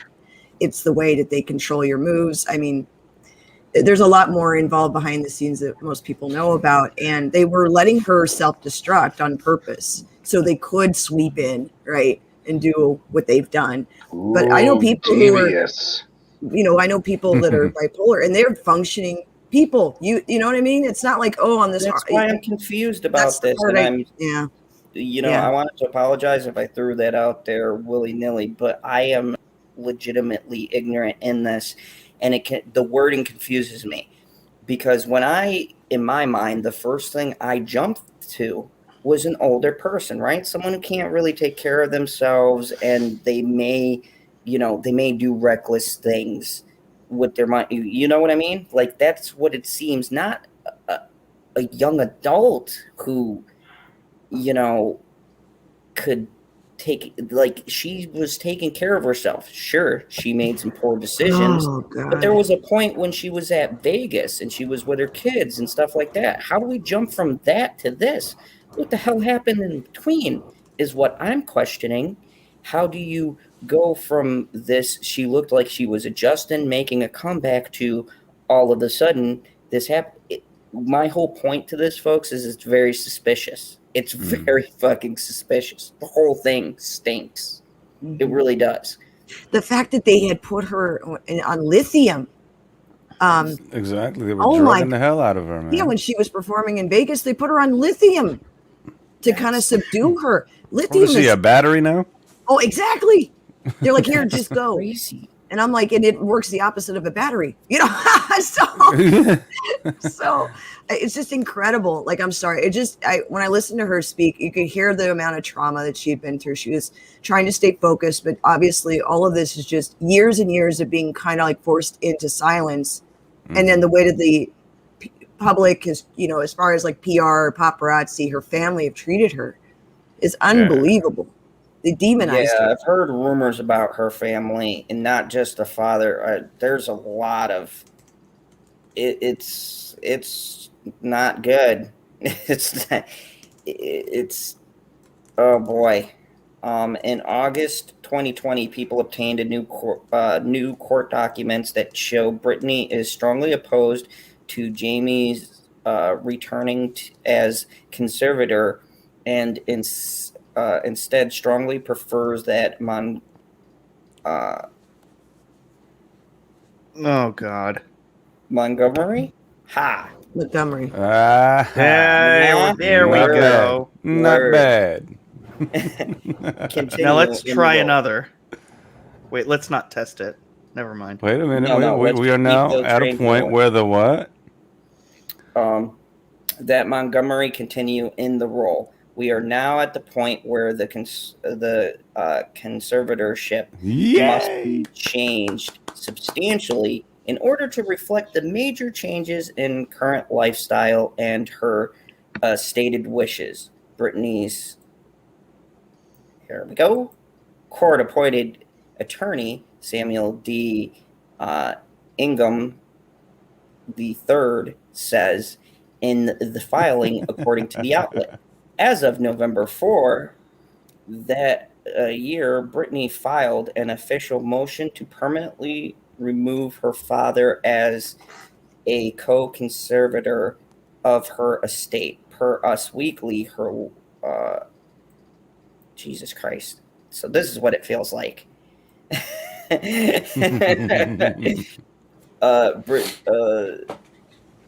Yep, that's what it's like when I just moved this all messed up.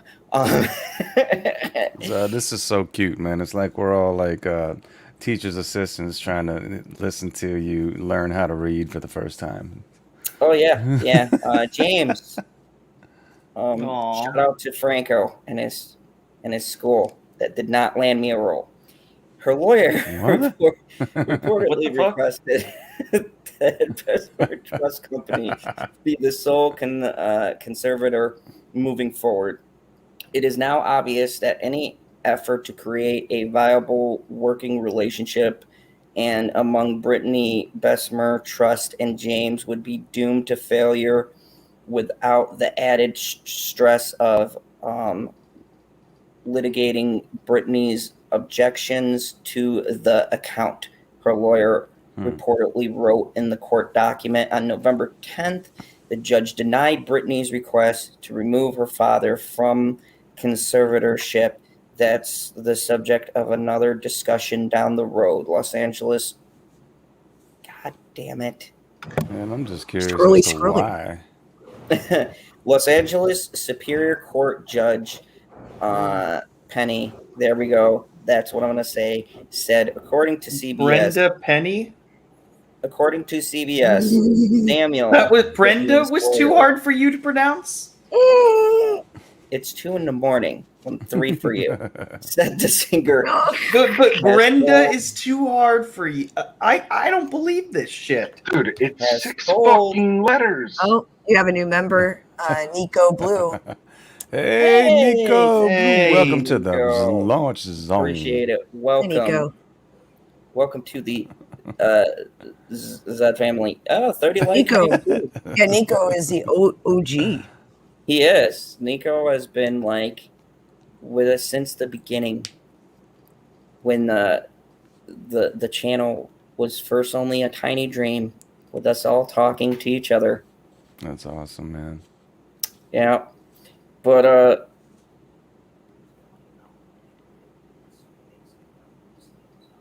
I'll keep it down, dear. Hi, unicorn. What's up, bitchy? Yeah, she says hi. Hey, unicorn. Be quiet, Zod. Keep it down. Oh, I'm prosecuted on my own stream. Prosecuted? Wow. Yes. That's again. Yep. I'm leading. No wonder she's telling you to shut up.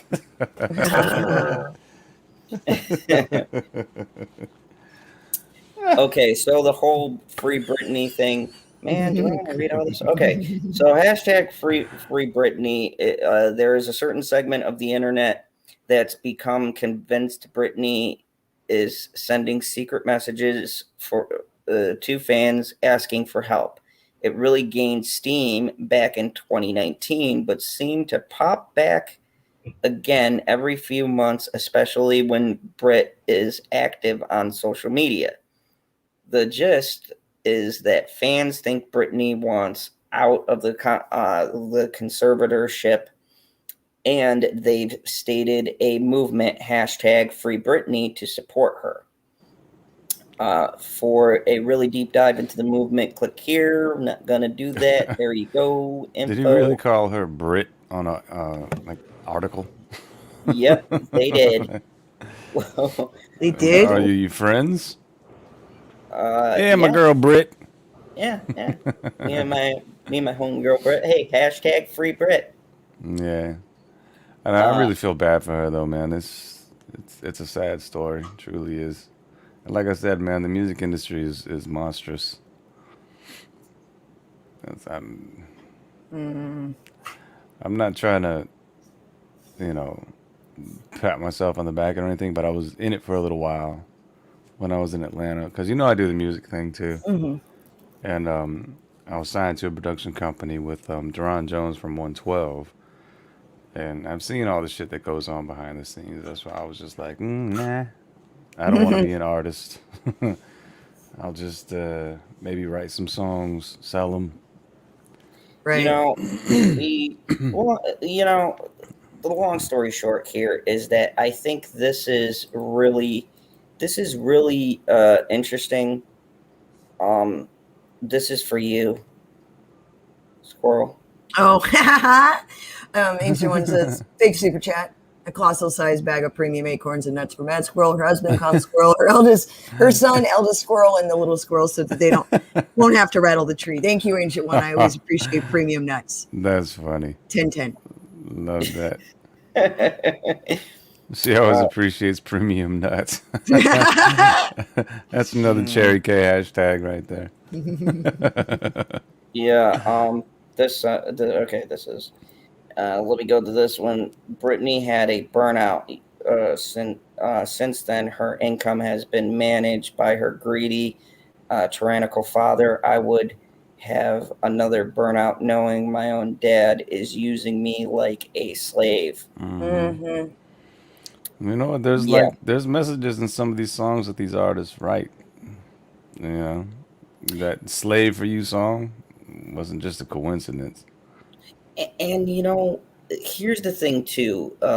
Jamie Spears has come out and spoken out against this hashtag, but why? it's all very weird with the family. Or her sister. Who's her sister? I forget Jamie Spears. Jamie Lynn. Yeah. Yeah, whatever. The other one. Okay. Damn. The less talented one. Oh my. Oops. Hot take. Sorry. Fuck you. Oh my. Oh, Justin's a Jamie Lynn fan. I'm sorry. If I'm measuring talent, sure. But anyways, my point being, why aren't you sticking up for your sister? Does she know? Does she co-sign? Does she think it's the right thing? There's a lot of angles that don't make sense to this. And it's easier for her to say something because she's not locked down in a house. This doesn't feel right to me. It's very weird. Very weird. So someone has a burnout, a flare out, a breakdown, whatever you want to say. We fucking still let Lindsay Lohan drive. Right. Great Why point. do we do that? That's a very valid point. I mean, am I wrong, people? Oh, Am I Zod wrong? brings happiness to PB. Says, I'm PB's OG member. There you go. PB isn't even here anymore. He's always here. Yes, I am. Fucking imposters. I'm the PB imposter. Well, at least you finally got it straight. Oh, I'm straight now. Great. You always were. You were watching those Britney videos. Shut up, Damn guy. straight. Jamie Lynn got pregnant when she was 16, and she love me some thinks PV. she's a role model for girls. I think not. I absolutely agree, but some people on this... Hold on. Oh, let me get this straight. There we go. God, I hope On he's this not putting panel. me on the screen. Hold on. Oh, fuck. But some people on this panel are starch defenders. I just thought what you said about her being talentless is kind of mean. Yeah, God damn and I it, stand Justin. by it. I'm a fucking villain. Yeah. Just and- live before And I'm Zod. sorry, the truth hurts, okay? Let's just break this down. Her claim to fame was what? I got pregnant at 16. Now I'm going to be a self-absorbed, obnoxious ditz and tell the world how to fucking parent because I couldn't keep my legs shut at a young age and decided to get pregnant and then brag about how great of a parent I am. I'm sorry. What do you think of the rumors that Dan Schneider's the father? That Oh, would God. be magical.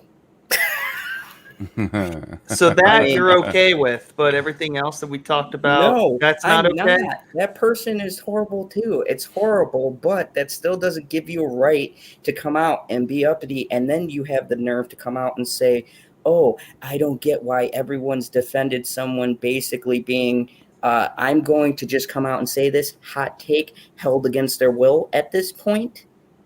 For the She's sake probably of afraid of her helping father them? too. What? Have you considered that Jamie is probably afraid of her father too? Oh, yeah, I've considered that. But for someone who's so morally upstanding, then why aren't you taking a fucking stance? If you're such a beacon of how parenting should be, then, maybe as a parent now, you should look at your sister's situation and go, maybe instead of fucking preaching to everyone, I should take a stance for my fucking family. Right. Wouldn't that be novel? Because, I would like her to see my kids sometime in like the year 2030. It's all fucking weird. That bitch needs to get off her high horse. Her father's a fucking low-life piece of shit. And all of these other record producers and label producers and all of them need to go where I feel about Cosby. Dig a giant fucking hole. Like, line them all up in it. Say, I got a nice surprise for you. Big disclaimer. Take some gasoline. You know where I'm going with this. Because 4th of July? all pieces of shit. Yes. Happy 4th of July. Pop, pop, pop. Hollywood will do Trying that to come to you, though, after me, man. algorithm.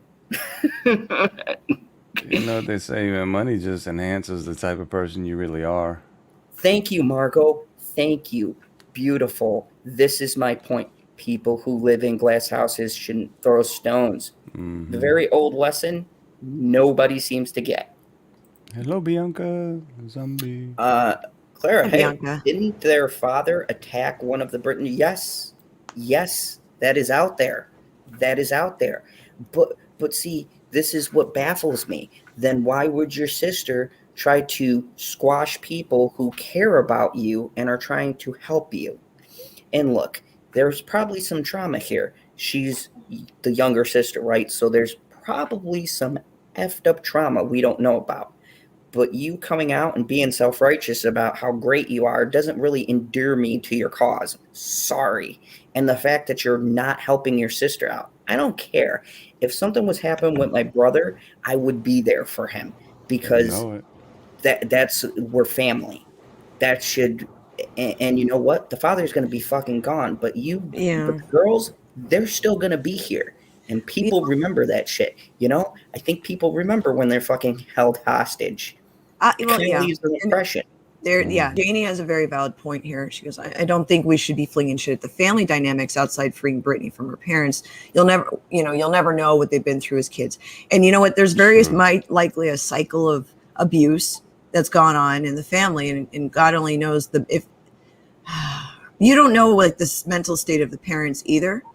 And what they have put the girls through, or maybe the industry has put the girls through, the fact that the parents stood aside and watched a burning building go down with one of the kids, or the fact that they weren't there with Jamie when she was younger to kind of like intervene, to help her stay on the right track herself. So in the end, they were letting the industry raise their children. And I go into question of the parent. Where was the parents? I always ask that question because that's our job. Our job is to make sure that these kids can, survive in the world without us. That's our job as a parent, to give them the love and support and a place to go to get direction and help, and also just be there generally. So the fact that these parents just were MIA, generally speaking, and then showing up after the burning building went to the ground. That's the part that I just don't understand. I agree, Janie. I think that somebody should have, we can't fling shit. I am evil, though. So I do see things from the other perspective. But no, I mean, yes, it does stem to that. But then again, she's an adult. You stop having that excuse after a while. Everybody's had traumatic shit happen to them. It leaves a lasting effect, but it's up to you to change it. And if she knows something's going on, she should be defending her sister. Now, I don't know what the family dynamics is, and you got a very valid point. Maybe I shouldn't be saying anything if we don't know what that is. But there is one thing that needs to be helped, and Britney needs to get out of there. And I'm failing to see why somebody isn't coming to her aid, and why the court system is still letting this go on, because it all seems very weird and highly sketchy on the legalities behind all this. Claire says, okay, I am going to play devil's advocate. Her, but I'll say it with a southern accent. Her, what if there's more to this than we know? Because we don't know what she has done away from the cameras when her meltdown was so public. I mean, there's always that what else happened. But still, I can agree with that. I love playing devil's advocate. If you guys have ever heard me use that one. But still, the way it's worded is weird to me. It's weird. It's weird. Weird. I mean, I'm curious to see, if she was actually addicted to anything, other substances. I mean, nobody's ever said anything bad about her. I mean, she was the only one that came out and said that they had me drugged up on this, and that. And those kind of drugs can do something to you. And, the situations that she's been in and everything on the, and social media, public media, whatever, about her and her relationships, and her supposedly cheating on Justin and stuff. Like, he even made the video "Cry Me a River," It was Fake obviously about her, that can cause you to fall into some kind of depression. So, was she really, in a depression? Did she get on drugs? Was she put on drugs? Who knows what's going on behind the scenes? But that was never really talked about. She was never talked bad about in that sense. But she has come out and said that they put her on these medications, and it's really messed with her. So, who knows? Janie Davis, that is sad but true. Yeah. So he's learned that the court system exists to make money, and judges don't like to say other judges are wrong. It's unfortunate because the Johnny Depp case definitely proved that. Yeah, Gary, you bring up some good points. It's a sad situation, and look, I'm gonna say it like this. I think that this is a situation that started with the parents, and they used an industry to raise their children instead of being in their children's lives to help them make these important decisions. Exactly what Squirrel was saying earlier. Exactly. And then when it all backfired, instead of trying to take the time that was needed to get her help, it almost seems opportunistic to then go for the estate and the money. And then with some of the stuff that was coming out legally with the father and the way he was using the funds, that too screams red flag to me. It's like, yeah, I care, but I still want that life. Right. Exactly. It's a vicious, ugly chain. So, and it sucks because she was so isolated, in this whole time. I mean, everybody was being picked for her psychologists, her doctors. I mean, you start to, you could be imprisoned. It's like being imprisoned in a sense. I mean, you don't really have an advocate. The attorney that's working with her right now, I mean, he's doing what's right by her because she had requested certain things to be done, like in a public manner, so she could be on the record for once instead of it having to go through like a PR person or everything had to be approved. I mean, she's getting that stage that she's so sorely wanted for so long. By the time this is done, she will be in her 40s, and that's a point that she had made before. This stuff she's going to be in her 40s fighting for her freedom. That's crazy. Makes no sense. I mean, I also too would like to blame one person who's at the center of this all, who's the true villain. And I've said this before and I'll say this again. Paris Hilton. She's the only bitch who has survived all of this. How the hell? How? Dollar bill, y'all. She disappeared. That's why. She's destroyed Lindsay. She destroyed her partner there, the other ditzy bitch. Yeah, what's her name? Nicole Richie. Yeah, Nicole Richie. That poor girl. I mean, hashtag, can we put Paris away? I solely blame her. I'm sorry. She's the X factor. Actually, I haven't heard anything from her in over a decade, so I think we're good. Because she's making money. She's the true devil's advocate. That's all that happens in Paris's world. I think literally she walks out in her luxurious house and it just rains down money. Mm-hmm. And she's like, what am I going to do? Maybe I should get her pregnant. Selfie. Many have tried.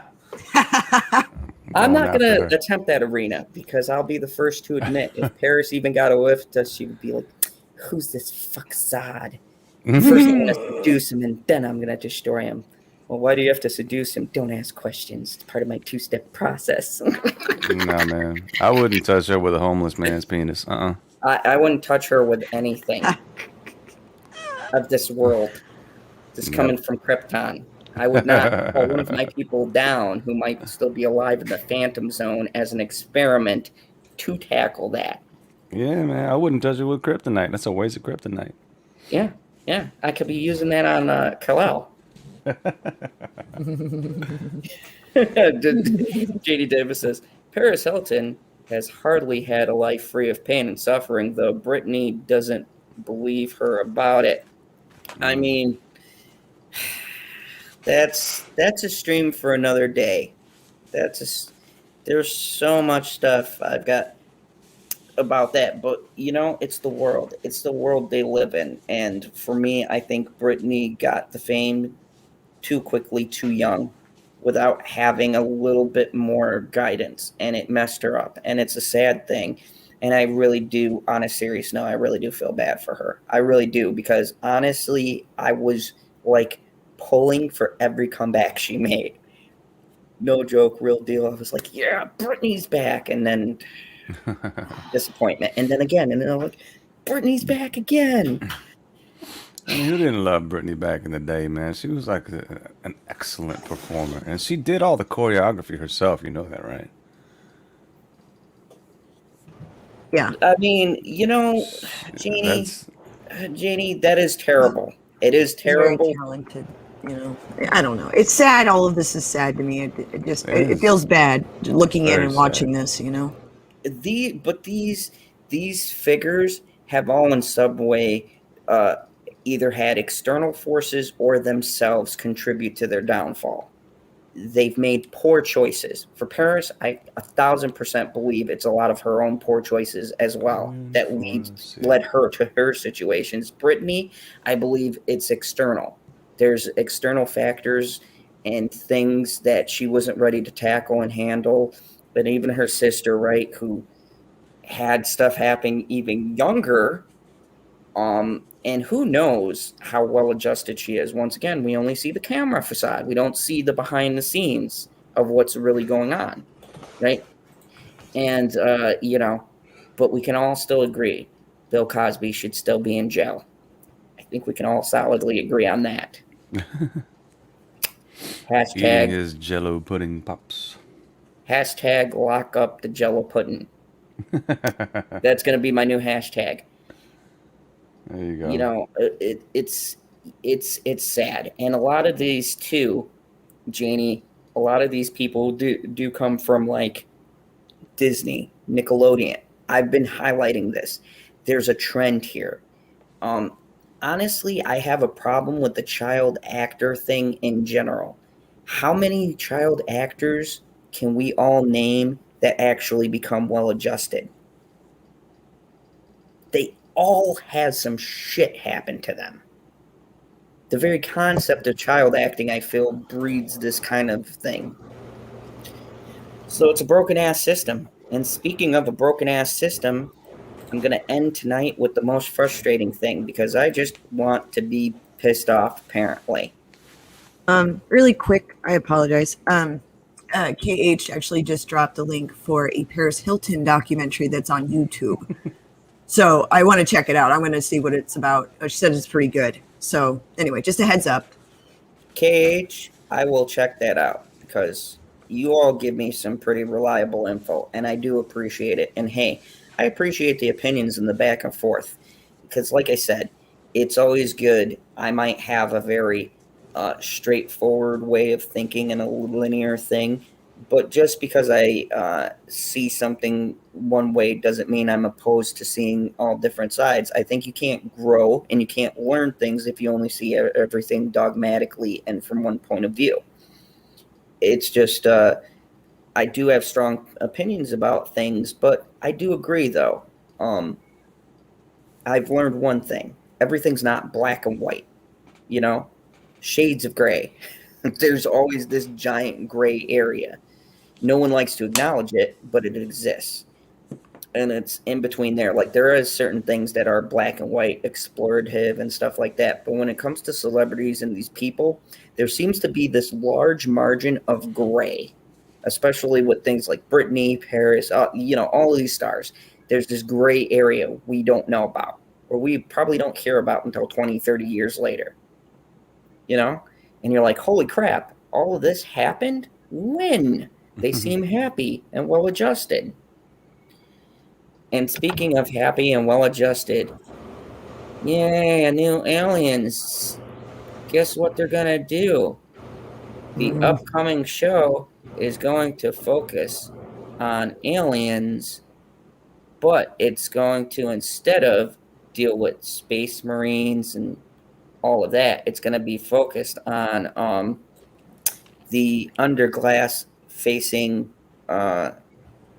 the wrath of the people and capitalism. So I'm so glad that one of my all-time favorite series ever made. If you guys don't know, check out my series called The Alien Birthday, to which I did a whole entire, what was it, like a month of celebrating the greatness that is Ridley Scott's masterpiece, Alien, and James Cameron's equally masterful Aliens. 3, I'm kind of on the fence on. There is a cut that was never released that does make the movie slightly better. I will admit it was cut out because studios suck. And then I choose to think that none of the other movies ever happened.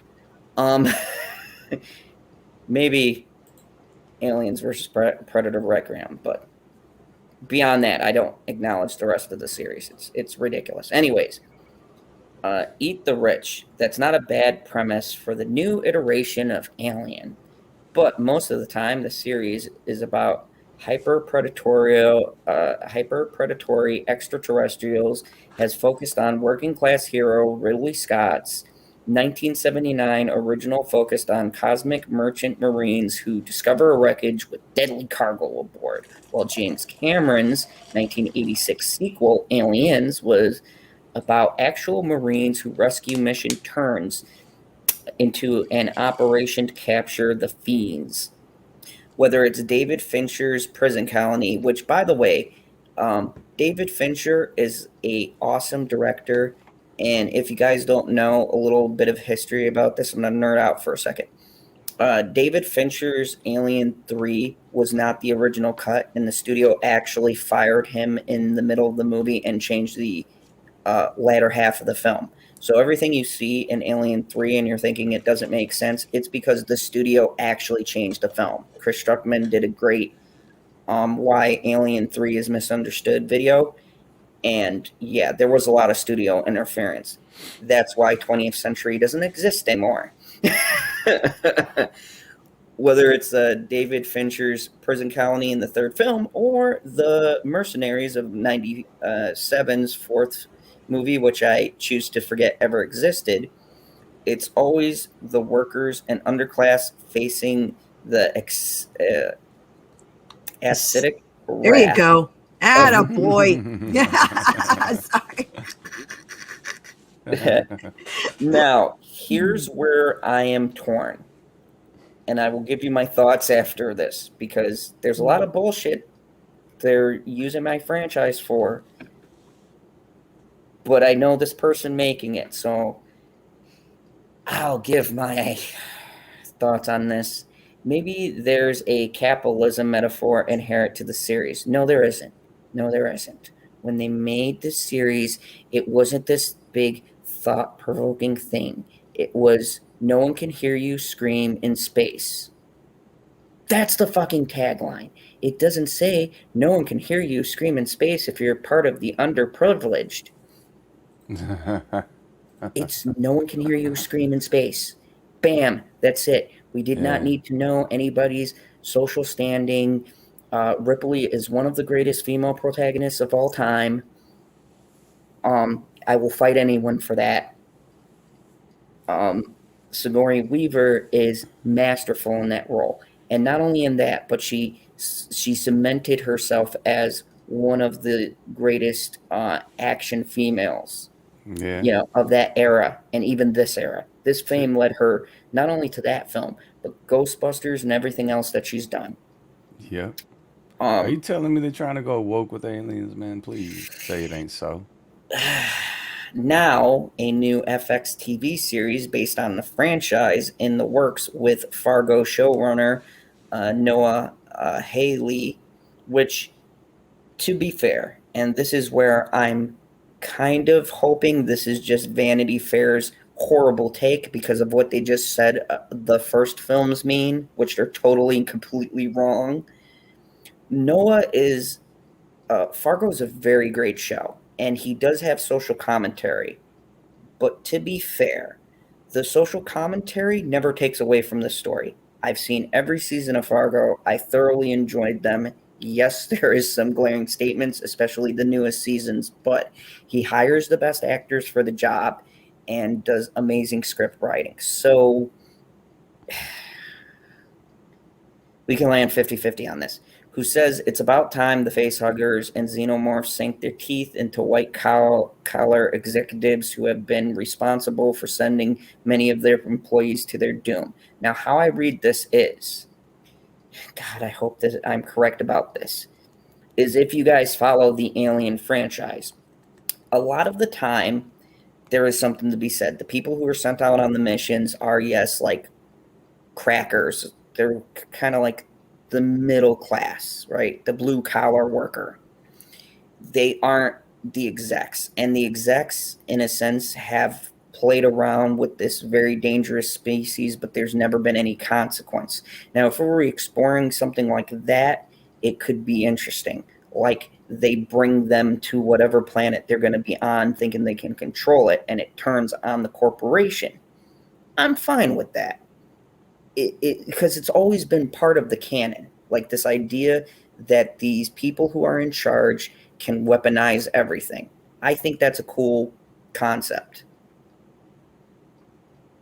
But here's where it gets kind of weird. In a conversation about the symbolism of season 4 of Fargo, Helly has also offered an update on the Alien season series, as well as a new novel, Anthem.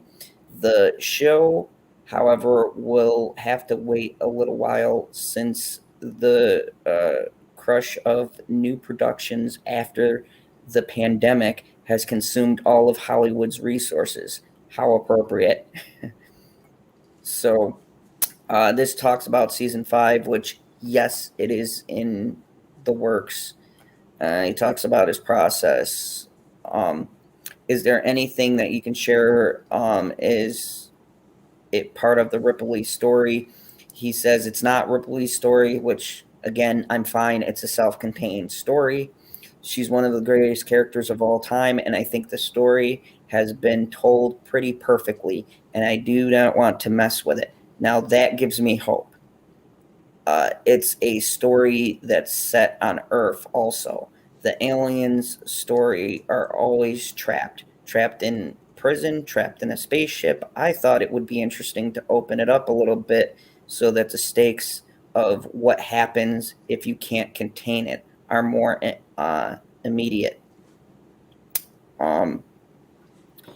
So I don't want to get into that because I talk about the relevance to the virus of unspecified origins. And then he mentions the thing with Paul Reiser and how he figures it, because the whole storyline, if you guys don't know, in Alien 2 was Paul Reiser was from the company. His whole plan was to use the crew to smuggle the aliens in by using them as hosts. He was going to sabotage the pods, put the face huggers on them, and then after, they had the embryos inside, freeze them and get them through quarantine to smuggle them onto Earth. So I think that could all work. And then the rest is just talking about the book because everybody wants to write. So here's the question for everybody. What do you guys think about this concept? Oh, Justin left. Good night, Justin. Yeah, good night, Justin. He popped out earlier. So based on that wording and how they're viewing it, but on his wording, I can't tell. You guys feel like this will go woke? Do you think they're going to keep it in the middle? You can only hope that they keep it in the middle. Goodness gracious. Everything is going woke nowadays, man. Right. And even if it's subtle, the sad thing is everybody's going to look for the wokeness. So people are going to say, oh, that's woke. Oh, that's woke. Oh, that's woke. Even when, they don't mean it to be. Right. It's just the way of the world right now. Here's the thing. Here's the thing about this is that I've come to accept we're going to have these messages. But like today, I was watching this amazing movie Netflix released called Fear Street Part 1. It's based on the Fear Street saga from R.L. Stine. There's a bunch of shit in there.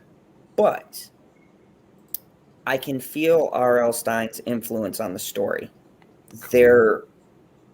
It's pretty good. I'm not gonna lie. It's pretty good to where, and the way they set it is in the 90s, so it's personal. It's purposely got the cheese, and of course there's a gay love story. They flipped the whole hetero in slasher films last girl thing to two females instead. I don't have a problem with it because the show doesn't really throw that in your face. It is a big storyline, but it's more of a homage to how horror movies, you know, how they have those inappropriate, like, we've got to work out our relationship while there's a killer chasing us. Yeah. I felt like there's a lot of nods in it. It doesn't feel like it's pushy as much as there's a lot of subtle things. They make Scream references in there and stuff like that. And they also play 90s music. And I kind of like, everyone's been beating 70s and 80s to death. I'm kind of glad they went 90s. There was like 9 Inch Nails, Nice. Oasis. And I was like, yes. Oasis. Oasis. I'm sorry. Yeah, man. Knock off Beatles. Oh my. Okay. And after all, you're my wonder. No wonder the aliens kill everybody. I was like sitting there and I'm trying not to let the girl hear me, so I'm like, and maybe you're gonna be the one that changed me. Instant death. So yeah, you know, I think that it's good. The things with hashtag keep aliens OG, yes, I agree. I do think if there was someone to do this alien story, I know Noah's work. I followed him quite a bit. The way he treated Fargo, he's the type of director that's dying out, and he's a director that believes in not tampering with what's already been established. If you guys watch Fargo, none of it Love connects. Fargo. Yeah, he doesn't. He very vaguely connects it to the original movie, but he has so much respect. He even got Billy Bob Thornton in the first season, who was mentioned in the first movie. I believe he was in the first movie too. Yeah, I was talking about the first movie. I haven't seen the series. Sorry. Yeah, so he has characters from the original, but he doesn't highlight it and he doesn't use it as a crutch. He creates his own universe. And within that universe, it's like an anthology, but sometimes stories connect with one another through the timelines. That's cool. I have faith because he kind of has this sense of not wanting to destroy something to prop up his own product. He wants it to stand on its own. So right there, that kind of gives me hope. And that paragraph where it says, yeah, I don't want to tamper with this. It's perfect the way it is. I want to create something new in the alien universe. I think that's a start compared to what we hear. You know, it's a start. I have to watch it. Where's where can you, is it streaming somewhere, the Alien series? It's going to be on FX. Oh, okay. Oh, good night to Hen. She's heading out. Good night, Hen. Oh, good night, Hen. But yeah, I do agree. Is Global going to make Hollywood go bust? Yes. That's a very interesting question. But you know, there's always this danger for everything we see.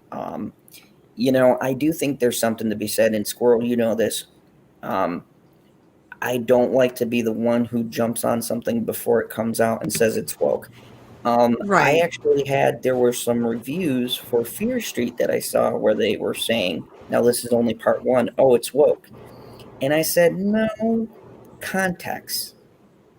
Everything done in the series I can see is purposefully set up that way. Mm-hmm. it's a nod towards something else, and then maybe a couple of brownie points, the relationship thing. But it's almost like flipping a trope on its head as opposed to trying to make a statement. Right. They don't stop the plot to say, oh, we're gay. Just so you know, we're gay. There's a Batwoman. Yes, it's not a Batwoman thing. Right. It's Yes. more of they have a relationship. The character who's in that relationship has a particular situation that's happening to them that is relevant to the plot, that in turn forces the character who has feelings for them to act the way that they do. Right. It's not I'm powerful because I'm a female. I actually enjoy, and the stupid funny character, actually, I haven't seen the whole thing yet, but they haven't died yet. Fingers crossed. Like it's a woman director. She's flipped all the tropes on their head, and I got to be honest with you, I'm loving it. I was laughing. You mean it's written well and what? And on Netflix. Guys, go check it out. I'm going to make a review on it. It's called Fear Street Part 1. Fear Street 1996. The next one is 1978, and then the final one is 19666. Wow. Which is going to go back to the witch trials. I don't want to give too much of the plot away. Right. Hold on, I'm writing this down. Fear Street, you said? Yes. I always approve of very well-written stories. So, like, there's some things I've watched that were considered woke, but in my opinion, they weren't. It was the way they contextualized the story and everything blend. So it was well-written, and it's not insulting to the audience, Yeah. And Janie, I just wanted to comment on this. Like I said, I recognize that. That's why, I'm glad you make the comments you make, because just because you have those views, my problem is not having woke views. You want to do it? Go ahead. That is your God-given right to feel how you feel about representation or whatever else. The problem is, just like with anything else, with religion and everything else, politics, shoving it down people's throat, one side or the other, is not right. You shouldn't force people into believing something that they just don't believe. And the media has this way of shoving it down your throat instead of letting it happen, in story. I've watching woke stuff. You know what? Woke stuff has been around since the 90s. This is nothing new. Exactly. They're highlighting it now. I mean, there's a movie, White Men Can't Jump. You guys ever watch that? Oh, yeah. Good night, Astrid. Astrid. But it had a message, right? Any it of was these race-based. Yeah, it was heavily race-based. Mm-hmm. And it was also heavily about breaking the stereotypes Exactly. of that race. Hi, Die for JD. Yeah. Hi, Die for JD. How are you? And I agree with you 100%, Janie. It's not I don't have a problem with people being woke. I have a problem with woke destroying things that I like because they can't create something new, because they know no one will watch it. Like, take, for instance, Fear Street. They could have totally destroyed it. This lady, to me, made it very entertaining. And Rotten Tomatoes, though I don't like to use as the metric, it is 83% from the audience, 83% from the critics. Yeah, it's not This bad is at the all. first time I've seen this shit balanced. And I Right. watched it, and it is enjoyable. The critics are happy because, representation. We're happy because, it's within context of the story. It serves the story. Mm-hmm.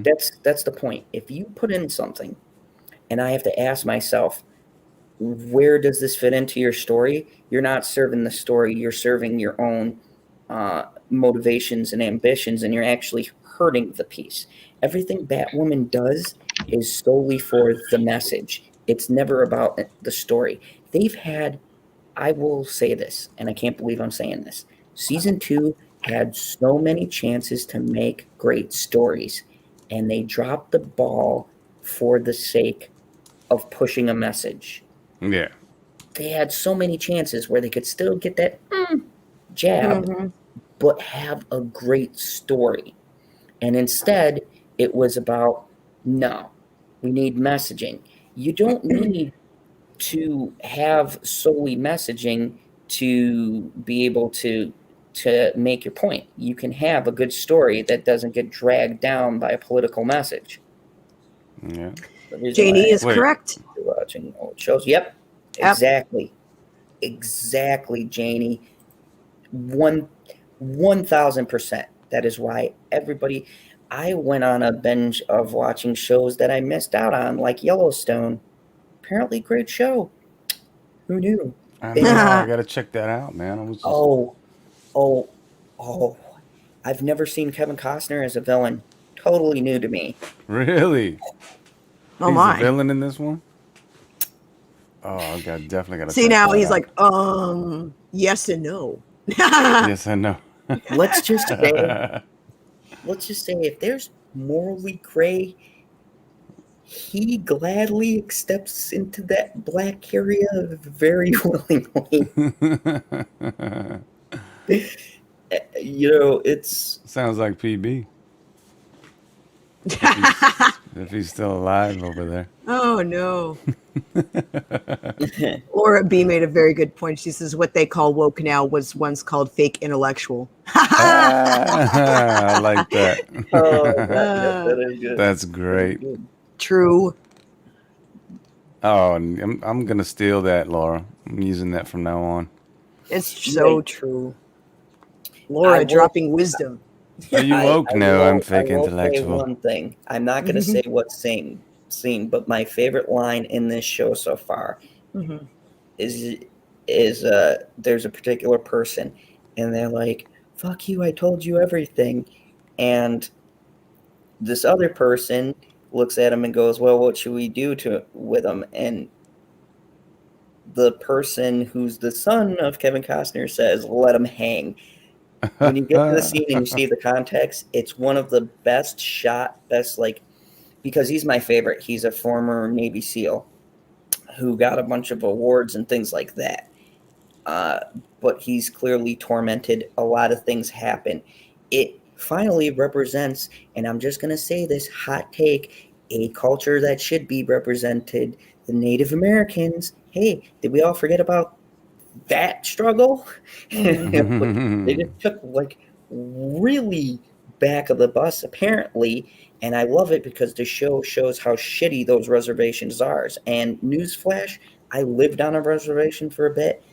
They're as advertised. They're shitty. It is horrible. A great majestic people. A lot of them become alcoholics, and a lot of them were pushed into these places like, hey, take this trailer park looking place in the middle of bumfuck nowhere. There you go. Here's your victory for killing almost all of your people. Cheers. And trails of tears and all of that. But here you go. Have this land. Good luck to you. Yeah. There's a powerful scene in this show, which I think speaks to you can have a message without going overboard. But there's a powerful scene where this Native American woman has 2 girls, and the parents won't help them because she hooked up with a white man, in their terms, and so she was forced to live in this place with 3 kids and blows her brains out in front of our protagonist with their child there while the children are all playing, because she knew the only way for her kids to go home to the richer family members was if she took herself out, and there was no other options. That is some heavy shit. It says a lot. It makes you go, oh my God, because it comes out of virtually fucking nowhere. And it really hits home the struggle without you having to go, oh my goodness, I'm Native American, I'm oppressed. They visually show you. And this is my problem, folks, when I talk about this. It's a lack of putting in visual cues. Someone put fake intellectual, right? Fake intellectual writing. as opposed to real thought-provoking, real intellectual work, real intellectual properties, real thoughts behind it. He says, at Mr. Zod's Phantom Zone, thank you. I was arguing with PB about how shit in the res is for the people. Oh, no. Yeah. No. I have lived on a reservation, actually, with my mom for a spell. They're terrible. They are terrible. There's the other aspect, and the show does touch on that. Mm-hmm. One of my favorite characters is a Native American governor whose plan is very blatant that he doesn't want to hide, which consists of building a casino, taking the land, and using the money from this casino to buy back the land from the drunk white people who come and spend money. And it's very fucking accurate because I've seen that firsthand played out.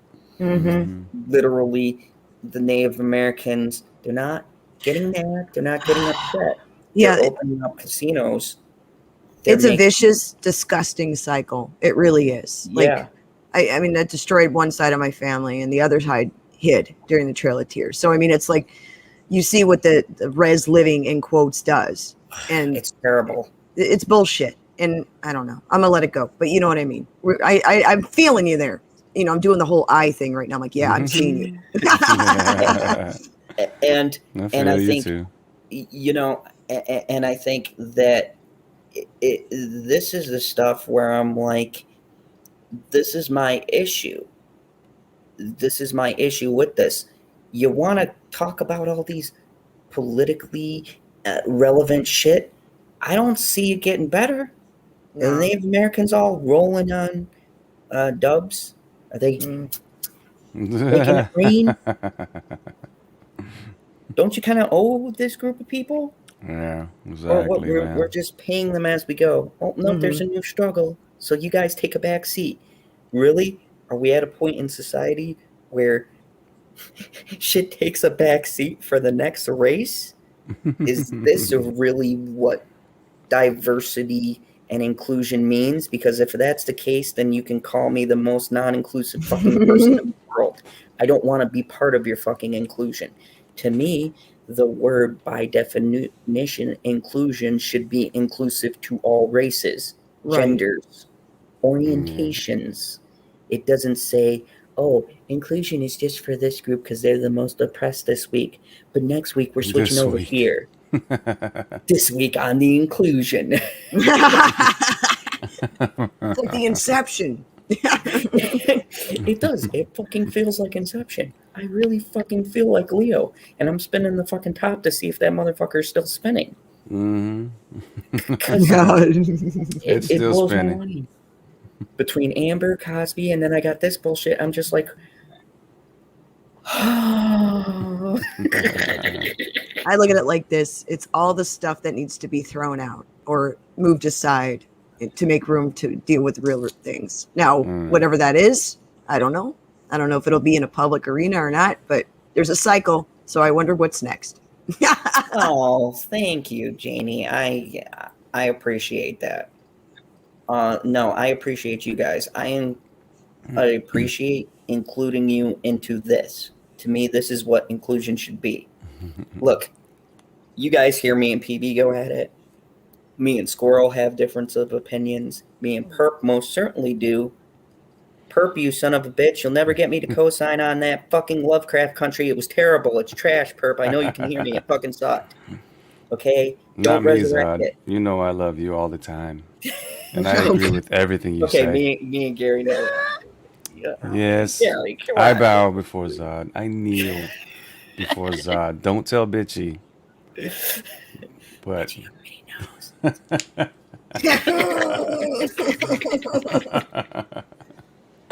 Oh no. Yeah, but yes. See, we started talking about aliens, and now we're talking about Yellowstone on the panel, and in the chat we're talking about ancient Greeks, Roman gods. Oh, yeah. Nice. Oh, you don't have to call us ancient Greek gods. I mean, We know. yeah. Oh God. Squirrel. Oh God. No, spoilers, but you know the No. whole Turn myth that camera about back off. Zeus? They used to call me Thunderbolt. Oh, get out. Get out right now. That was your stage name. They used to call me the Spear Bearer. Oh God. And now, coming to the stage, Thunderbolt. Thunderbolt and the Spear Bearer. Tag team. Back again. Oh no. Oh, it's getting out of control. GP says, or the great and powerful Generation Production says, at Mr. Zod's Phantom Zone, human rights. Why, the very name is racist. The Federation is no more than a Homo sapiens only club. I agree. I definitely agree. And JD Davis says, your boy Gary, you have to kneel before Zod because the unicorn claimed the back. Oh my. How did you know? Are you talking with the unicorn, Janie? Are you getting some inside info? So, Keep my eye on you. it's true. Oh no. Oh man. Oh no. What? No. PB is always listening. Right now, he's waiting for the perfect moment to strike. Did you say he? Yes, pop culture PB. Oh. He's waiting for the I moment. thought he was a she. What pronoun is he using this week?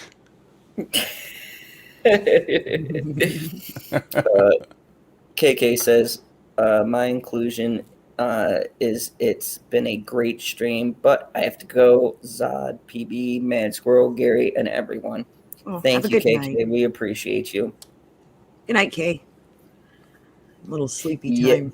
Yeah, I know, Janie. Yeah. I just never get her to not tell people about this. It's supposed to be what we do in private. Oh my Whatever. God, it's almost You know 4 what? a.m. I'm going to share. Excuse me. I'm going to share a meme. It reminds me every time that Zod's been drinking, even remotely. Ooh. Yes, please. Before I pass out, I need to see that. There we go. Okay, let me go to this because apparently it does not like. Where it? Can you see it? Oh, okay. Here we go. Oh, okay. Yep, that would be accurate. Do you know place? That's very accurate. He starts getting all frisky. He's like, I got like all this whiskey. What can I blow up? That's kind of the what happens. Oh my God. Yeah. Oh no. If ever That's there awesome. was an more accurate meme. So thank you, everybody. We're going to wind things down. We had like 35, 36 people watching, almost 40. Thank you so much. I appreciate it. I'm glad you guys all had fun. I know I went off on the Cosby thing. I just feel some kind of certain way. Yeah. That was the true injustice of the day. We let a monster out, and sometimes this really, I got to talk about this stuff with you guys because it really upsets me. 9 a.m. and I have serial killers on the TV. Oh my! Nice. There was one other meme, and this is the one for actually PB. This is him. We were talking about because I shared a photo of the Pope meeting a guy dressed as Spider-Man. The guy actually runs a charity there in Italy for children. You know, it's called a superhero charity. But anyway, so I sent him the picture, and he was like, "Oh." So I added his commentary to the meme, and that's what I posted on my Twitter. I think it was earlier this week. But it's fair to share it because it is a PB quote. It is absolutely his. So he is asleep, awesome. but that is PB. That's so cool. That's so funny. Oh my God. That is definitely that's a PB. That's a PB moment. That is PB. Yep. Sorry, just had to share that. Sorry. You know what? Thank you, everybody. Awesome. Love that. I appreciate you all. And to answer Planet Q's question before we go, yes, that was a classic Zod answer. Good God. Good night, Margot. Mm-hmm. Good night, Generation Productions. Good night. But yeah, I believe ancient Greek gods were aliens. I'll take that. Look, I believe in God, but I don't mutually think that means I can't believe in aliens too. For some reason, these are supposed to be contrasting things. I don't think so. I think there is other things out there. How could there not be? Yeah. This whole solar system. Are you telling me that there's nothing else out there? This is just it. This is, in the words of Jack Nicholson, as good as it gets. That was a good movie, actually. I like that one. Oh, I love that movie. So yeah, I'll take the latter on that one. If that helps. So everybody, you get Zod answers here in the Phantom Zone. Everybody, thank you for watching. I appreciate it. Thank you to Nico to becoming a member of the channel. I actually got content coming. I've been consulting with Consulting Squirrel and various other people, and my vicious manager Husky. We'll call him head of marketing and development. That's code. Yes, Janie, I'm right there with you. The truth is out there. Yeah. Anyways, no. So I got good things coming for you guys. We're working on it. We're going to update the late night format, and we're changing it around. And you guys might be surprised. I'm not going to tell you what the surprise is. But you're going to like it. So I'll be very excited to show up on time. So I'll be excited for everybody to show up on time.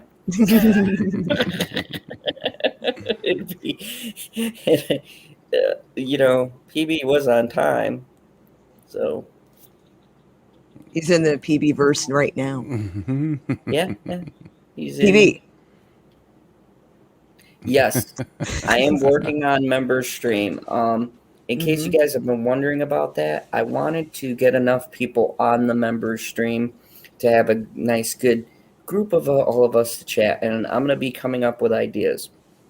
And I do want to do a self-defense thing, but I also want to do a stream of you guys just talking with us. You pick a subject, and it'll be like rapid fire. We give our thoughts on it.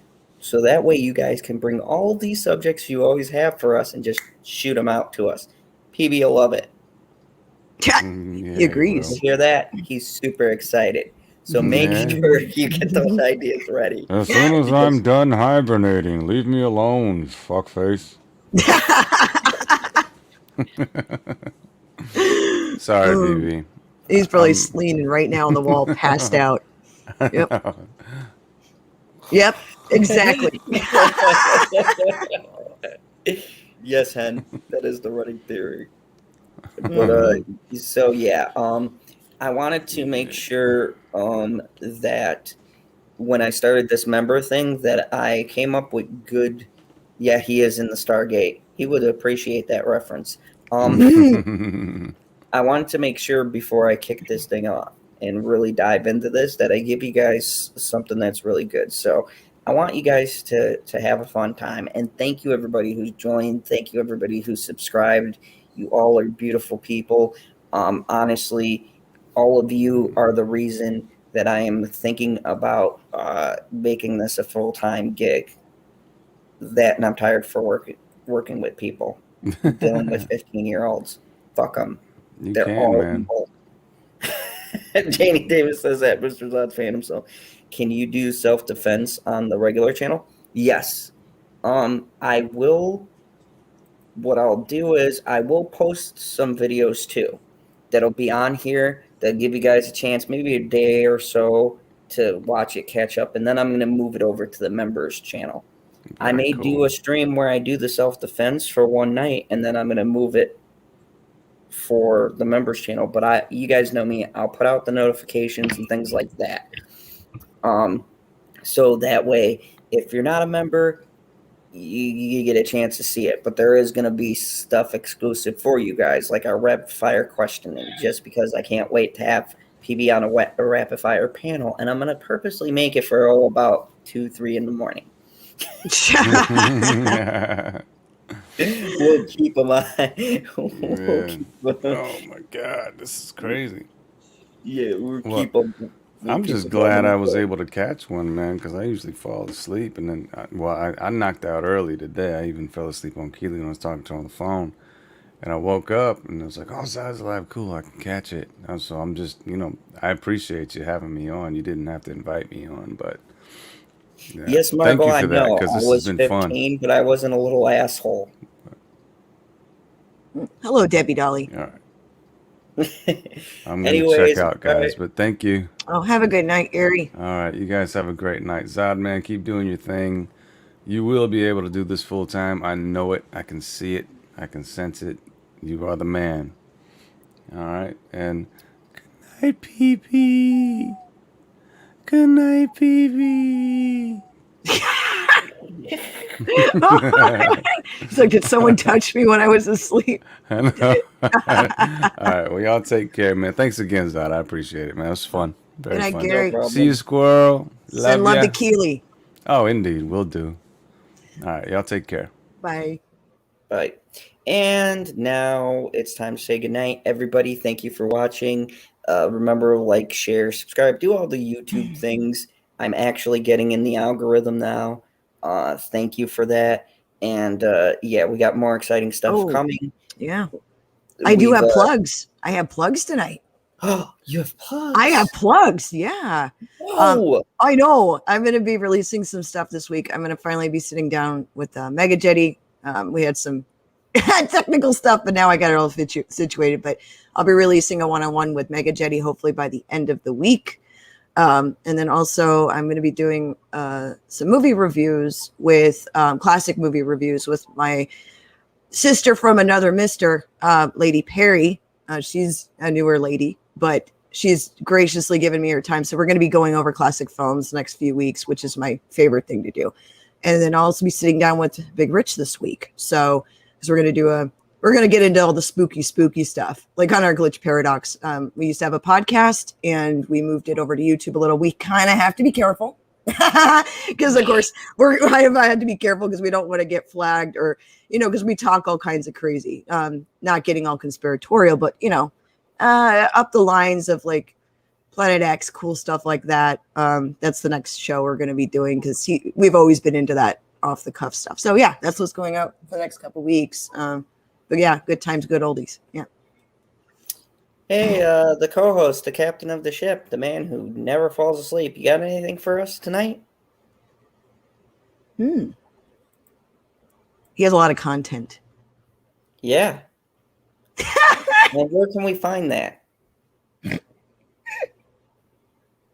Awesome. And you love me. Thank you. Your admiration is what gets me through these tough times. He's going to be so pissed. He loves you so much. I know.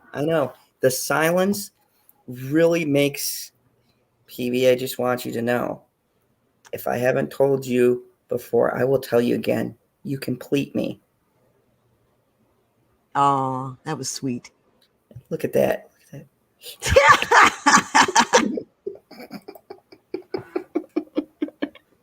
All right, everybody, have a good night. Thank you for watching. We will be back tomorrow with more craziness at the midnight hour with some more new stuff, some more shenanigans, maybe some old stuff. When I know, which will probably be on the day. So see y'all tomorrow. Good night. Have a wonderful evening. Fancy.